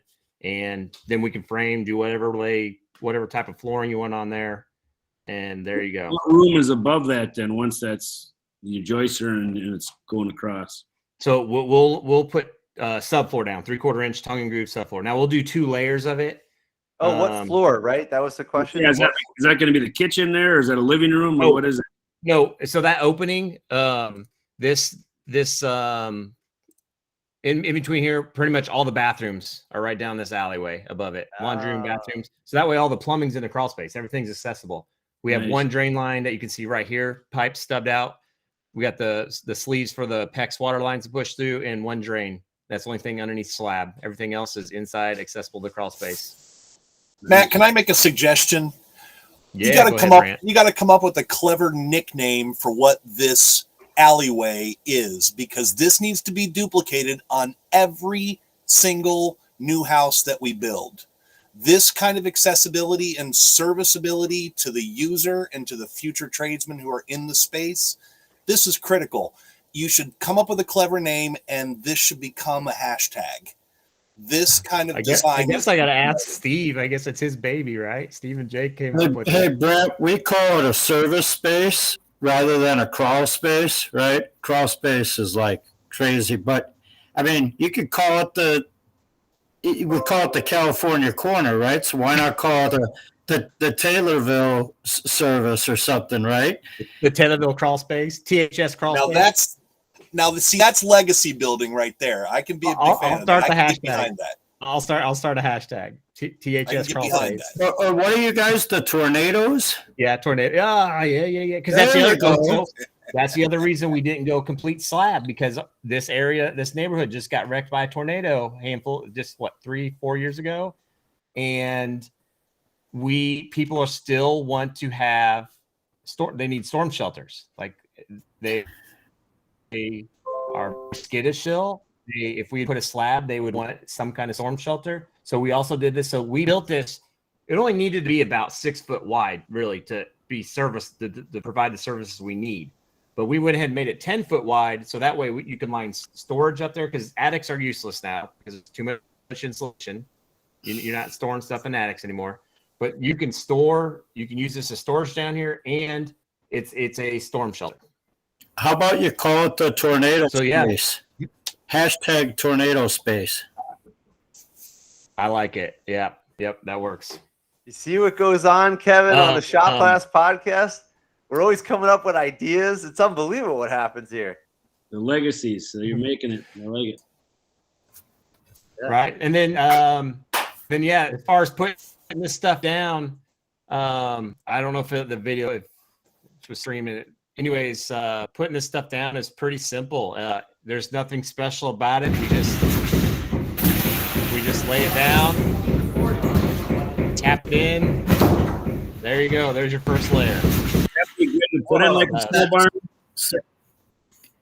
Say that You again. know, for my pole barn, you know, with the cold floor, with something like that, be a good alternative to try to help. I mean, get that down, and then maybe put some big thick rubber mats over it or something. Absolutely, you could. So this stuff is rated, and you can get it even rated even higher, I believe. This is 25 pounds per pressure, or 25 psi. So it's the Subterra 25, and I think it keeps going higher depending on what you want to put over top of it and what kind of weight load. Now we walk around on this like no big deal. It's this stuff is impressive. It's lightweight. It's very flexible. It doesn't snap like pink, like the pink rigid foam boards or you get in blue dow boards and all that stuff we're used to. Yes, I didn't forget it. Exactly. You can tape the seams if you needed to. For us, we have 2 layers, so we crossed all our joints, staggered all our joints, so we didn't have to worry about taping seams. But it's very dense. If you take like a knife and try cutting through it, it is very, very dense stuff. It's impressive how dense it is, but yet how lightweight. I mean, the kids are literally tossing this from the other side of that thing across the building. They're throwing these things 15 feet across the room, the house, over the top of that top thing. And yeah, I'm so impressed with this stuff. Can you? The important question is, can you put a milling machine on top of it? Yeah. Really?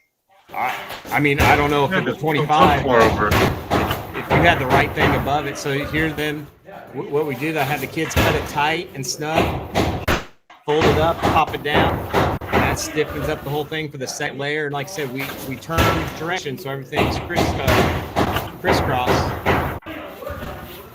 Hit pause on that. Yeah, there you go. Oh, here I had a picture for Mark. Let me find it here. So put a link to that board for Kev. Yeah, I'll get that. Oh, where's the picture? I don't know. Oh, here it is. So right here, you got your T stud, you got your Subterra, you got your zip bar sheeting on the outside. We get all underneath all this is all air sealed. We even were talking. Me and Mark came up with some ideas with letting the kids put on some of the wraps that some of the companies use for using that as our. It also technically our air barriers on the outside, but the air barrier could be on the inside too. But they'd use it to hold in the blown-in cellulose. This is gonna be one hell of a wall assembly. So there should be. That's where we're at now, guys. Can I wait? Leave it there for just a second. Wait, go back to that for a second. Sorry, Matt. Can I just tell Kevin? I don't know if he knows about the T-stud. This is like my new favorite thing. So like the reason that thing's broke is so that like energy can't travel through the stud and bring it inside. And it's like to me, this is like amazing. Like I'm, coming from a car guy side, I'm just like, wow, they're really thinking about the mechanics of the thermal transformation through the materials. So instead of having like one thick stud, they break it, but they mechanically connect it. And it's like it's a product they sell. It's sold like that. They didn't assemble that on site. It's like the difference between wearing a California helmet and a real insulated cycle helmet, right? Your ears stay warm. I was just thinking, Kevin, Matt, you were talking about this product for Kevin. There's a guy in Minnesota that's crazy smart. His name is Randy Williams, Kevin. He's just a good contractor dude. Great for the podcast, actually. Oh yeah. And he was walking around with Brant's. Actually, his son Colton was walking around with the brand bucket. It was awesome. He's a really good guy, Kevin. So somehow with Matt, all these people are very reachable. Most of us actually met on Instagram. Yeah. Right on. Yeah. That's cool. Nice. the and that's a good point, and we can get back on, but getting Randy on here to talk, you want to talk about diving into like technical diagnostics, like diagnosing buildings and stuff. That's what he does. I mean, Brant knows him. Like I said, him and his son won some brain buckets, and they did a crazy log wall. They had super to be high technicality, super high risk, extreme danger. Like the thing Randy said about it before he even started was like, this will be the most challenging thing I've ever done.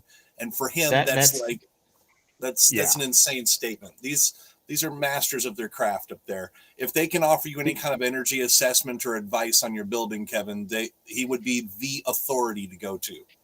Yeah. But they took a log building and they cut out the exterior wall, which is the structural bones of the darn thing. Sorry to get off the subject, man. It's perfect for Kevin since he's on here to hear all that. Oh yeah, absolutely. But yeah, so that's where the house is. That's the update. A lot of great things are happening. Just like Kevin getting connected, everything. I just did a podcast recording with Fine Home Building here this afternoon. So I'll be on their Pro Talk. I'm not sure when their episode will air. We just did that. Thanks to Mike Gurton, who is a living legend in the carpentry world. And he got me connected with those guys, and just talking with some other companies, Sashco, who Brant just did a fun little picture of the other day. They're caulking and stuff. They just emailed me. I will be at IBS thanks to them.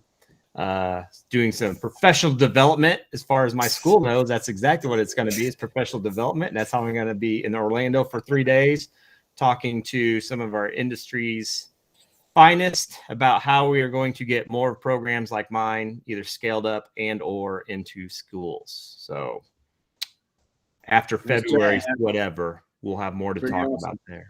Yeah. So this is awesome, Matt. Thanks for the update. Yeah, I'm glad I could jump on, man. It's been a crazy couple of weeks. Like I said, we're getting ready to go to state championship game tomorrow. So I feel like a lazy teacher now. I'm gonna go. See ya.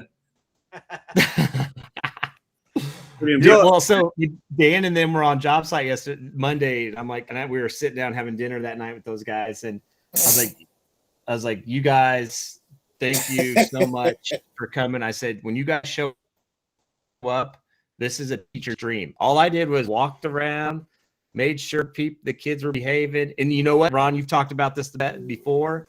And this is why I'm super excited about getting brain buckets on the job site too. That camera, I may have been the only one that cussed. And I said, this is freaking, or I said, hell yeah, this is awesome. Like, I think that was the worst cuss word that got said on the job site. Because the kids were like, you told us not to cuss because the cameras. And then you said, hell, Bluey. I was like, I'll take it. Like, there was no F-bombs getting dropped. And the camera crew's like, guys, I can get the best content in the world, but if you guys cuss, you're going to ruin the whole shot.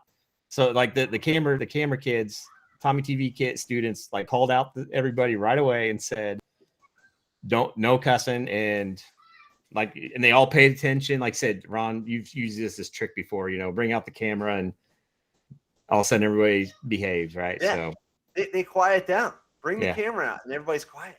Yeah. So Tommy TV and us are going to be doing some fun things together, and we'll see. I can't wait to see what they come up with too.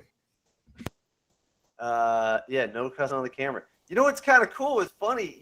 Like we got Matt and Kevin on. Giving us this thing, and it's interesting because you guys are like cutting edge shop teachers, and like you're so on fire. It's just awesome. One more, I want to throw in now I'm going to throw gasoline on the fire, Kev, I got to tell you, there's another guy in here, Brant, he's here, and Brant has, they've been talking about these brain buckets, and you got to be thinking like, what the hell is this thing, right? Okay, the brain bucket, just imagine, okay, so we are, there it is. Okay, so, but what I want to do, that's for the builders, right? For the contractors. Okay, so this is tactical grade construction, Kevin. Precisely, exactly right. Exactly right. So he can introduce it better than me, but the idea behind it could work for the car guys too, because imagine you got all the kids in helmets, right? Now imagine if you were able to see what they're doing and you had it on your screen, or they could see what you're doing. So this is something Brant's working on, but he's doing it for the contractors right now. You want to give us like a little, yeah. Sure. Thanks, Ron. One of the most frustrating things for me as a craftsman is thinking about how much work has gone through these two hands that is now trapped inside of my brain that I can't now just go convey to somebody else without spending a lifetime disseminating that knowledge back to them. So I decided last year I don't want to miss another moment. And so I'm now actively recording every day inside of this video capture device. It's targeted exactly to be inside of my tactile working range. So it sees just my hands and the workpiece and the work that's being accomplished, but it creates a complete compendium of the experience of whatever it is I'm going through. Matt's builds, if his AV department is excited about it this year, wait until this is the camera that they have footage to edit from next year, and they can see the totality of his job site from every single hands-on user's perspective. It gives you an infinite array of data and information that we don't currently see. What do the best neuroscientists in the world say? We only see about 7% of our total exterior experience, where our brains are only able to capture a little bit of it, but the camera doesn't miss a single pixel. So we then are able to capture the entirety of the totality of the experience that's happening around us. We're hoping to learn intense new levels of detail about labor and the way that labor corresponds to data. We're hoping to be able to find new levels of process efficiency using a device like this. At the same time, it's great for a bunch of kids who are learning because it's a safety helmet. It's got a nice flip down visor. We can turn on the lights if we're in a dark situation. There's a lot we can do with it. We're working on versions of this that are specifically for welding, Kevin.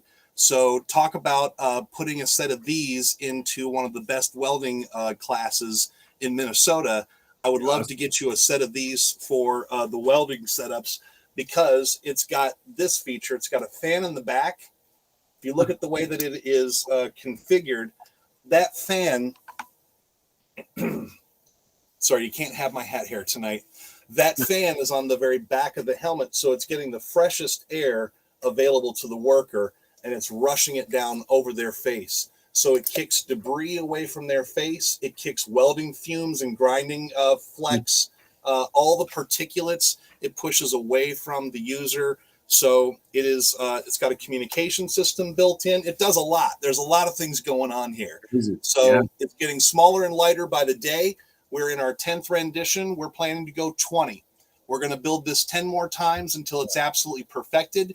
And then we're going to make it as affordable as possible so we can put it in the hands of every shop teacher in the country so that they can train and teach their students and leave a permanent record, a legacy for them to build behind. I've got the utmost respect, Kevin, for the commitment that you make to Instagram, that you make to actually putting in that effort. I'm only just now learning how much time all of that takes.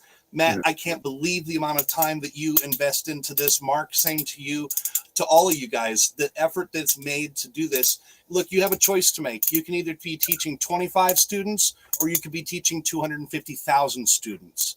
And the efforts that you make to publish your work to social media, that is the entire thrust behind these cameras. We want to scale our reach so that we can help improve the world at large, the construction environment, the teaching environment, the experience for the students, the experience for the teachers. We hope that it can do so much, and we're going to do our very best to make it available as soon as possible. Yeah, that's awesome. You know, one of the things I'm battling right now is I'm trying to make tutorial videos, for my kids if they miss a day in class or whatever. And it's impossible, to try to get in there with a camera phone or an iPad and try to do this stuff. It just ain't happening. That would be perfect. And, I could, now it's got me thinking like how cool that'd be if each one of my students' helmets when they're welding had that on and I could have them all where I could see them on a big big screen. So now, I mean, right now I walk around, I can tell by ear, I can tell if they're not welding right. You got shop teacher ears. Yeah, it's like, hey, I don't hear them frying bacon in there. Turn your wire speed down. It's like, but if I could actually see what they're welding, just be like, oh, hey, boost 6. It looks like you're too far away, or you don't got your voltage set high enough. Just watching them each while they're welding, and then have them know that I'm seeing them would be awesome. Because with all, I got 13, 14 welding booths where I can't see the kids when they're in there. Like I say, I walk around and I poke my head in and I listen, but to be able to see it and be like, oh yeah, boost 6, yeah, he's not, yeah, you got to get in there. You forgot to turn your shield gas on or whatever it may be, Absolutely. Yeah, they can learn a lot after the fact, and maybe perhaps the best part is that as the teacher in the class, you have complete control over those cameras and when they are running with just the push of a single button. This will start all the cameras on all the brain buckets that you're running simultaneously, and it will stop all of the cameras simultaneously as well. So essentially, you get to control when the action occurs. So we hope to do a lot of good with it, and I hope that it can be used to serve the educational environment, because that's really what the purpose is. It's whether we're educating in a shop class or we're educating hands-on on a job site. This is perfect for mechanics. It's perfect for heavy equipment mechanics. Any of those situations where it would be convenient to keep your head cool in some hot situations. Mechanic work is hot. I know it. I flipped wrench for almost 20 years. So mechanic work takes a lot on the heat toll, and they're usually unair conditioned environments. So having a fan on the top of your head really does a lot to reduce worker fatigue, and it can do a lot for the welding environment as well. I just found you on there and added you. I like this one. Uh-huh. Yeah. This is good. This is such good connections going on. Well, and you said it right, Kevin. And that's one thing I said. I was like, and I was telling my students about that we may be, about the brain bucket and, what they will do and kind of what we would be doing with them, some ideas and stuff. And I go, literally, guys, I could sit in the mobile classroom while you guys are out here freezing your butts off. I said, I can watch you up on the big screen and just talk to you. What? Like, I could. I would look forward I'll to you being able. I'd look forward to you being able to teach in Kansas City at 2:00 and teach in Chicago at 3:00 and teach in Panama City at 4:00. I would be interested in seeing Matt Bloomquist teaching everywhere. I would be interested in seeing Kevin Baas being able to teach classes all over the world. I would love to see your talent, your skill, your reach expanded. If we're missing most of our shop teachers, and if we're missing half of our skilled tradesman workforce, we have to start harnessing technology to bridge that gap so that all of us can reach more people, can reach and teach more minds, and can scale our efforts without creating extra work for us, right? I think about the school I left and how they couldn't find a teacher that was in what I was doing to keep it going. But with something like that, I could have said, hey, I'll tell you what, just tune in while I'm teaching my class. You can watch, so that way the teacher can learn something too, and the kids can learn, even though it's not in their actual classroom. But, I could show them all the basics, and then that would have probably helped that guy be more successful and not be all scared about it and let it go to the wayside. It's another paycheck too. Yeah. Another paycheck, yeah. Welding is one of those things that they've got to hear you while they're doing it, right? But it's a noisy environment, and so typically we let somebody run a bead or we let somebody run a saw, and then we coach them about the mistakes after the fact. If you could walk somebody through it and you had them in a captive environment where they couldn't hear anything else but the sound of Kevin Baas, where they couldn't hear anything else but the sound of Mr. G. You're on Mr. G radio now, right? So if you can coach them through it in those moments, we think that could do a lot. What if I'm in the barn after school? I forget to turn it off, and then too many Pabst Blue Ribbons are going down. I can tell you there's a lot of hazards and pitfalls with wearing a camera everywhere, all day, every day. It's new. That's why I said about John, you turn the camera off. Well, good thing my barn doesn't have good reception. It'll probably kick out, and I'll be all right. There's a reason for this, is all I'll say. There's a big reason for this, right? Nice. Well, that's awesome. Thank you. Appreciate the input on that too. It's good. Yeah, I this is I cool. hope it can help. So I just added you on Instagram. So Yeah, like what, it's funny they call it public school, but it's not that public. It's very private. But why shouldn't it be more public? Like, why can't we see what's going on in other people's classrooms? Like, we're getting together once a week and we're all talking about stuff. But imagine if during the day, if I was like, wait a minute, hey, call up, whoever, hey, we're installing something here. Maybe you could walk us through it, or vice versa, pretty cool. that would be awesome. Yeah. So, all right. Well, this is great, man. We all got together and we got to talk about stuff. This is pretty cool. Probably wrap it up soon. Duke, what do you think, man? Yeah, this is awesome. I was just seeing Nick left and came back.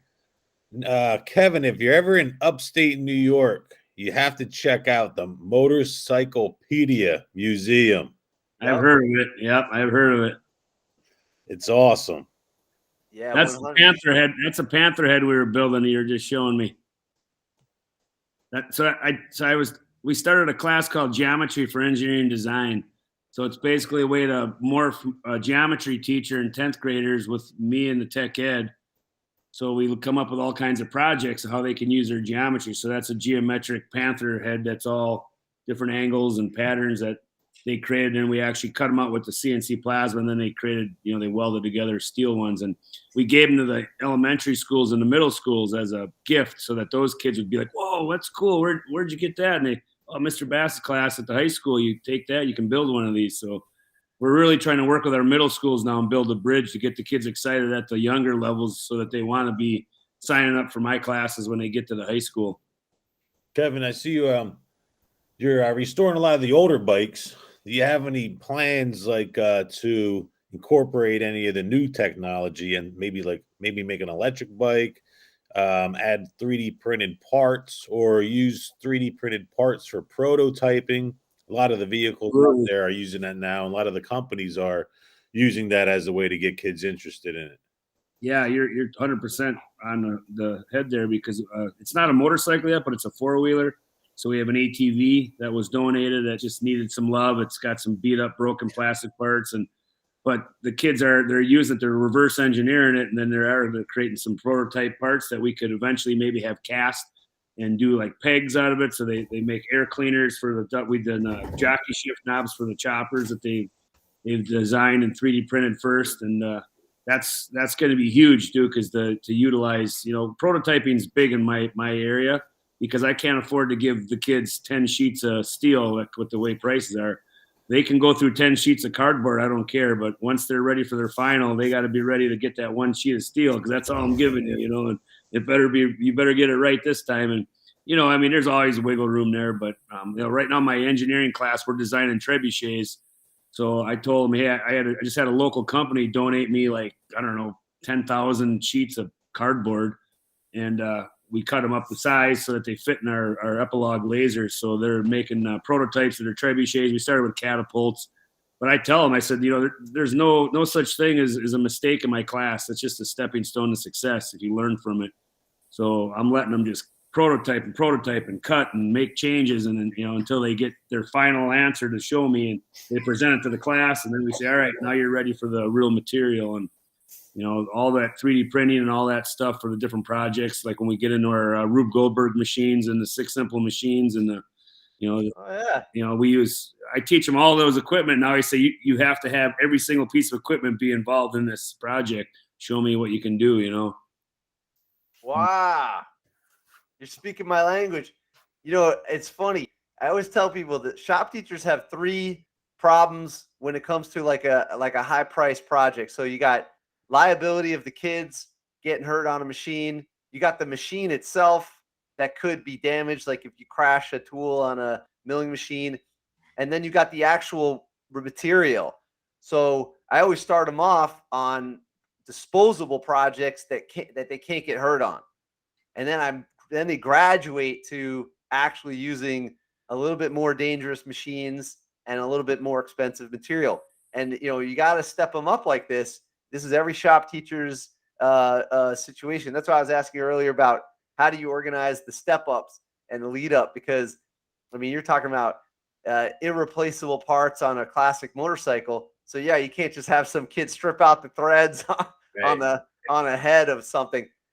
What I actually, before they work on the small engines with me, we put a bolt into the vise with 2 nuts on it, and then I actually trick them. It's a fun thing to do. I actually look forward to this every year.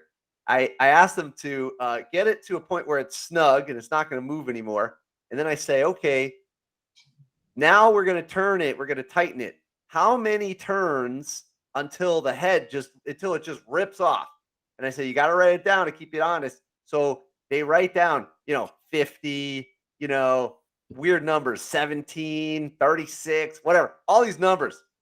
And then I go, okay, let's go. But let's look at it like a clock. So I start at 12 and then I let them do it. And then they go to 3 and I go, okay, did it break yet? No, it's real tight though. Okay, 6. Ooh, it's getting tighter. And then they get to 9 and all of a sudden it's looser. I'm like, oh, did you break it? And they just get like 10, 11. It's gone. It just pops off.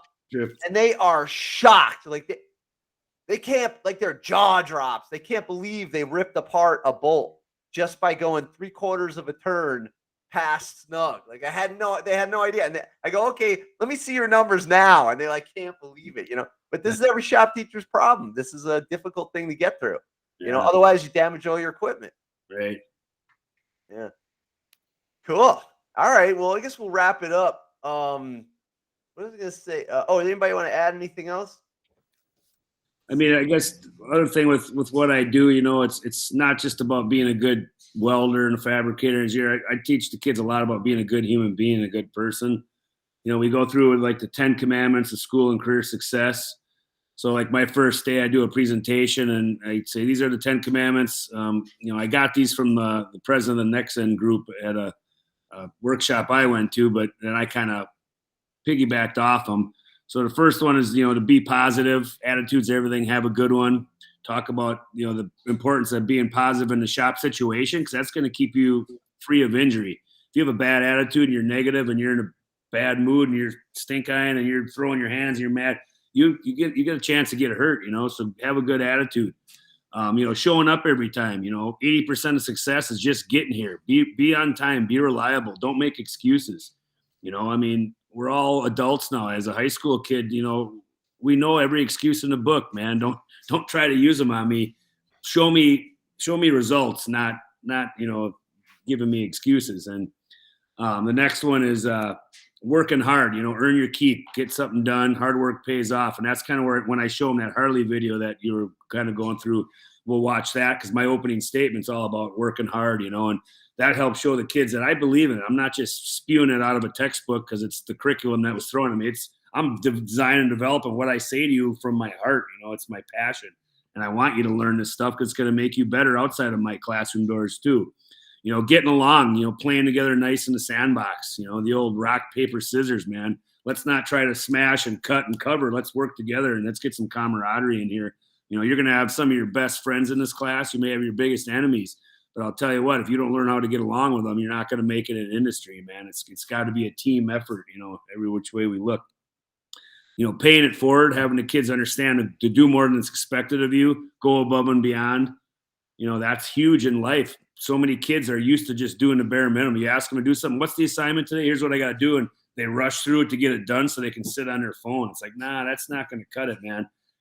Go above and beyond. Get done early and say, what can I do next? Or what's the next step that could add on to that? That's going to make you marketable to your employer to say, this is a kid we want to invest in. This is somebody that could be with our company forever, And I was given a story is I had a couple interns going to work for one of the local manufacturing companies, and their first task for my student that showed up was to sweep around the lathes and the mills and clean the shop. And the first kid I sent over there, good engineer, great mind on him, but he was offended that he had to sweep the floor and didn't want to do it and gave flack for it. Next day he comes back and they're like, you got to sweep the floor better. You didn't do a good job yesterday. And he's just like, you know what? I'm not here to sweep floors, man. I'm here to run machines and this and that. And they're like, all right, sorry, it's not going to work out. And got a hold of me and said, it ain't going to happen with this guy. he's a great kid and all, just not a good fit for us. And I'm like, oh, I was really bummed because I'm like, man, you're a good student. What's going on? He's like, well, they wanted me to sweep the floors. And I'm like, well, yeah, why didn't you? Well, I ain't doing that. I'm not here for that. And I'm like, oh, and I'm like, I should have trained you on this. That's one thing I failed as a teacher. I said, that's a test. That's a super test. They're testing you. If you can't do something minuscule like that with a smile on your face and do it hard, how can they trust you running a mill or a lathe, you know? And the next kid I sent, I didn't tell him that either. I wanted to see how he would play it out. And the same test came, but he swept them floors good, did everything great, asked what else he could do. Next day, they're saying, hey, guess what? We're going to train you now to start running a mill, you know? And they're like, that was the test, you know, that the kids got to realize that it's not always going to be a bowl of cherries, man. You're going to have to dig through some rocks and some garbage. But you know, if you work hard and you put your heart into it and you show them that you really care, you're going to get through it. And it's going to always be, you know, the grass is greener on the other side when you're doing that kind of stuff. So that's a huge story I talked to them about. And then another one of them is to be flexible, obviously to be willing to take on different tasks, and where that kind of comes into play. Yeah, maybe you applied to be a welder, but guess what? You're going to probably get asked to do other things than just welding there. And if you do them and you show them that they can count on you for that stuff, they're going to invest in you to do higher things and know that you're somebody that's going to move up the ladder. And then figuring it out, man. This is a big one that I really talk to the kids about. It's to be a problem solver, not a problem asker, right? So many kids in this day and age are problem askers. They're not problem solvers, man. And it's like, dude, you guys got so much creative ideas and talents and abilities. Be a problem solver first, you know. As soon as you have something wrong with you, it's like, get the phone out, and it's like, you know, and it's like, oh, raise the hand. It's like, so my students now, they know they can raise their hand, 5 fingers, but when they raise their hand, they have to tell me what 5 things they did first to try to problem solve their. Oh, that's awesome. So, you know, it's just like now they're using their brain, and most of them now they get to like 2. I figured it out. Never mind. Yeah, you know, it's like, see, be a problem solver, not a problem asker, man. And then joining the club, obviously have the kids be proud of what we do there, take it serious, have respect, give 100%, be a part of this organization that I know can represent for me. Because if I'm going to send a student to a company to work, don't embarrass me. Don't make me look like I did my job wrong, because you know what? That's not good, because you know, my kids know too, like not every one of them is going to get that recommendation from you. You have to earn it. You know, I'm going to help everyone get a job, but the ones that I'm really sending off to some of these recommended companies, you got to earn your spot to get your name on that list, you know. And it's kind of an honor system with them to realize, you know what, you know, he's here to help us. And even the kids who are troublemakers that don't get, you know, that high and stuff, they know I'm still here for them. You know, I don't turn my back on anybody. I want them all to succeed. But, you know, joining the club and being proud of this and taking it serious, so that I know, like, say, if we're at a bike show and I'm not standing there to answer the questions, I know I can count on, hey, there's my team.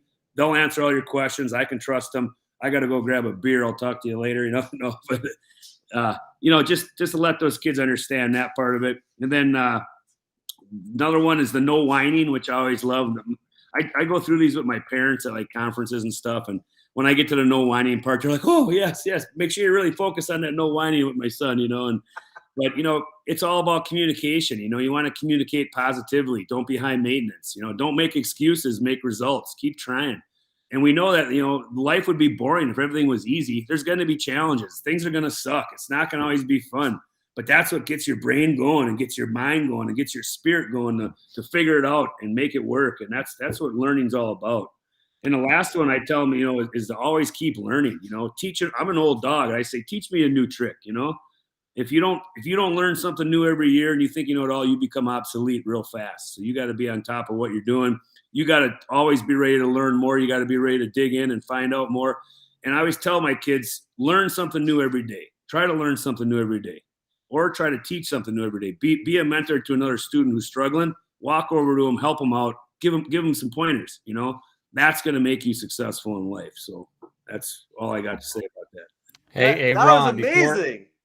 Ron, edit out or take that last however many minutes of this. Yes. Put it into a single video so we can all just loop that in the classroom, because half the stuff you said I already say, and I need to add the other half on to what I say. So Kevin, that you said it no better. So Ron, on this video, let's snag that part put it on there and we'll share the hell out of that for everyone. That was great. Absolutely. Somebody get a big piece of steel and like weld that or plasma cut or water jet those 10 commandments. Lock that down. That's legacy, baby. That's great. Yeah. Throw that on the plasma cutter, and all the shop teachers will buy it. We need There you that in the go. shop. How about t-shirts for next year? I'll make Yeah. everybody can get keychains. I'll do little keychains. All right. You know, we're gonna jump. Speaking of plasma cutter, one more thing, or making like ornaments and stuff. I forgot to talk about that. You and your wife have another company where you make all these things, Yeah. and I have it right here. You know, they've She's got amazing, man. She's taken off with the design work and the welding and the fab, and it's pretty awesome. Oh, perfect. The Bass Commandments. Yeah. That's awesome. If you look on Instagram too, under Little Fish Designs, you'll find her. Her Yeah, I little, clicked. This one's pretty good. It's got the yeah. like, these are all the things. Yeah, and- that's all vintage. She takes old spoons and stuff. That other one that was behind my house, we do weddings behind I got 10 acres, so we do weddings back by our pond in the summer. That's a good idea. I like these old school signs. Yeah, we're real big on the vintage kind of look to stuff. You know, our stuff's not real polished and chrome plated and buffed out. It's beat up, and a lot of it looks old. Like a lot of her jewelry is like say old silverware she's gotten from swap meets and garage sales. And she welds. Cool. Yeah, she's welding like, you know, she's in the shop every day welding now. And she actually, under her own, she just ordered a new Shop Saber 4x8 CNC plasma for our barn. And it's all under her. It's under her woman in business loan. Wow, so no kidding. It's fun, you know. That's our date nights are welding and making stuff together, you know. That's awesome, man. This is so cool. Ooh, what's this? There's a restaurant chain called Ford's Garage in Florida. There's like 8 of them now, and we made the big Ford sign above the tap handles there. So it's actually a 7-foot wide lighted Ford sign, and the owner or the guy who built these, the first one, hired us to make the first one to check it out, and he liked it so much. Now we build all the signs for all the restaurant chains as they put new ones up. Wow, this is awesome. That's great, man. You guys got a lot going on. The weddings are fun to do back there. You know, we'll make custom big signs with their name and love and whatnot. So that's like about 5 acres back of my property. We got a 20-foot deep pond I dug in, so it's got bass and bluegill in there to fish. But that's a night picture with the lights kind of glowing off the pond, and you can see the lily pads kind of in the front there.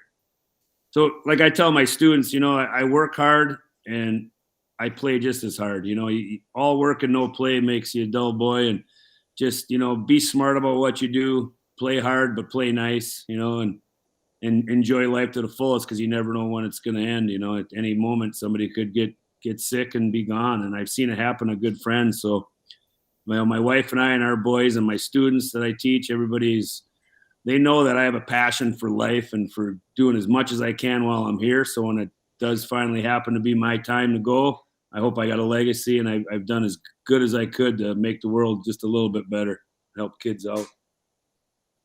That's awesome.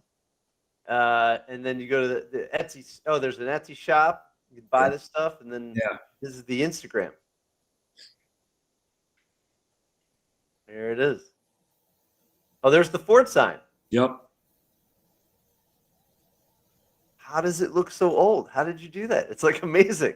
Yeah, you know, when we paint, we do a lot of patina and with like Scotch Brite, and then we'll just do tack welds right over the metal that's been painted, so you get the burn marks. It's amazing. It's so cool. The lake signs are huge. Yeah. You see those lake signs there. Those we've been just making like crazy for people all over the place in Wisconsin, Minnesota. You know, they send us the lake they're on, and we actually have little magnetic stars that they can stick on where their cabin is on the lake. That's cool. Nice. I mean, it's fun because I bought my first CNC plasma like 20 years ago, in a small little 2-car garage in town just to try to make extra money to buy a motorcycle because I couldn't afford one. You know, after I'd pay my house payment and whatnot, we just didn't have a lot of play money. So, like I tell my kids, you work hard. If you can't make it happen right now, then you got to look at what do I got to do to make it happen. And you know, I knew I wanted a place with some acreage and this big shop, and I could have sat on the couch and complained that teachers don't make enough money and I can't buy 10 acres and get a big shop and oh, poor me, boo-hoo. Or I could get off my butt and work harder and figure out a way to make it happen. And that's what I did, and never been happier. That's great. This is cool. A little bit Art Deco looking. Yeah, that's totally. 36 to 41 tank badge that was on the old Harley tanks. Oh, really?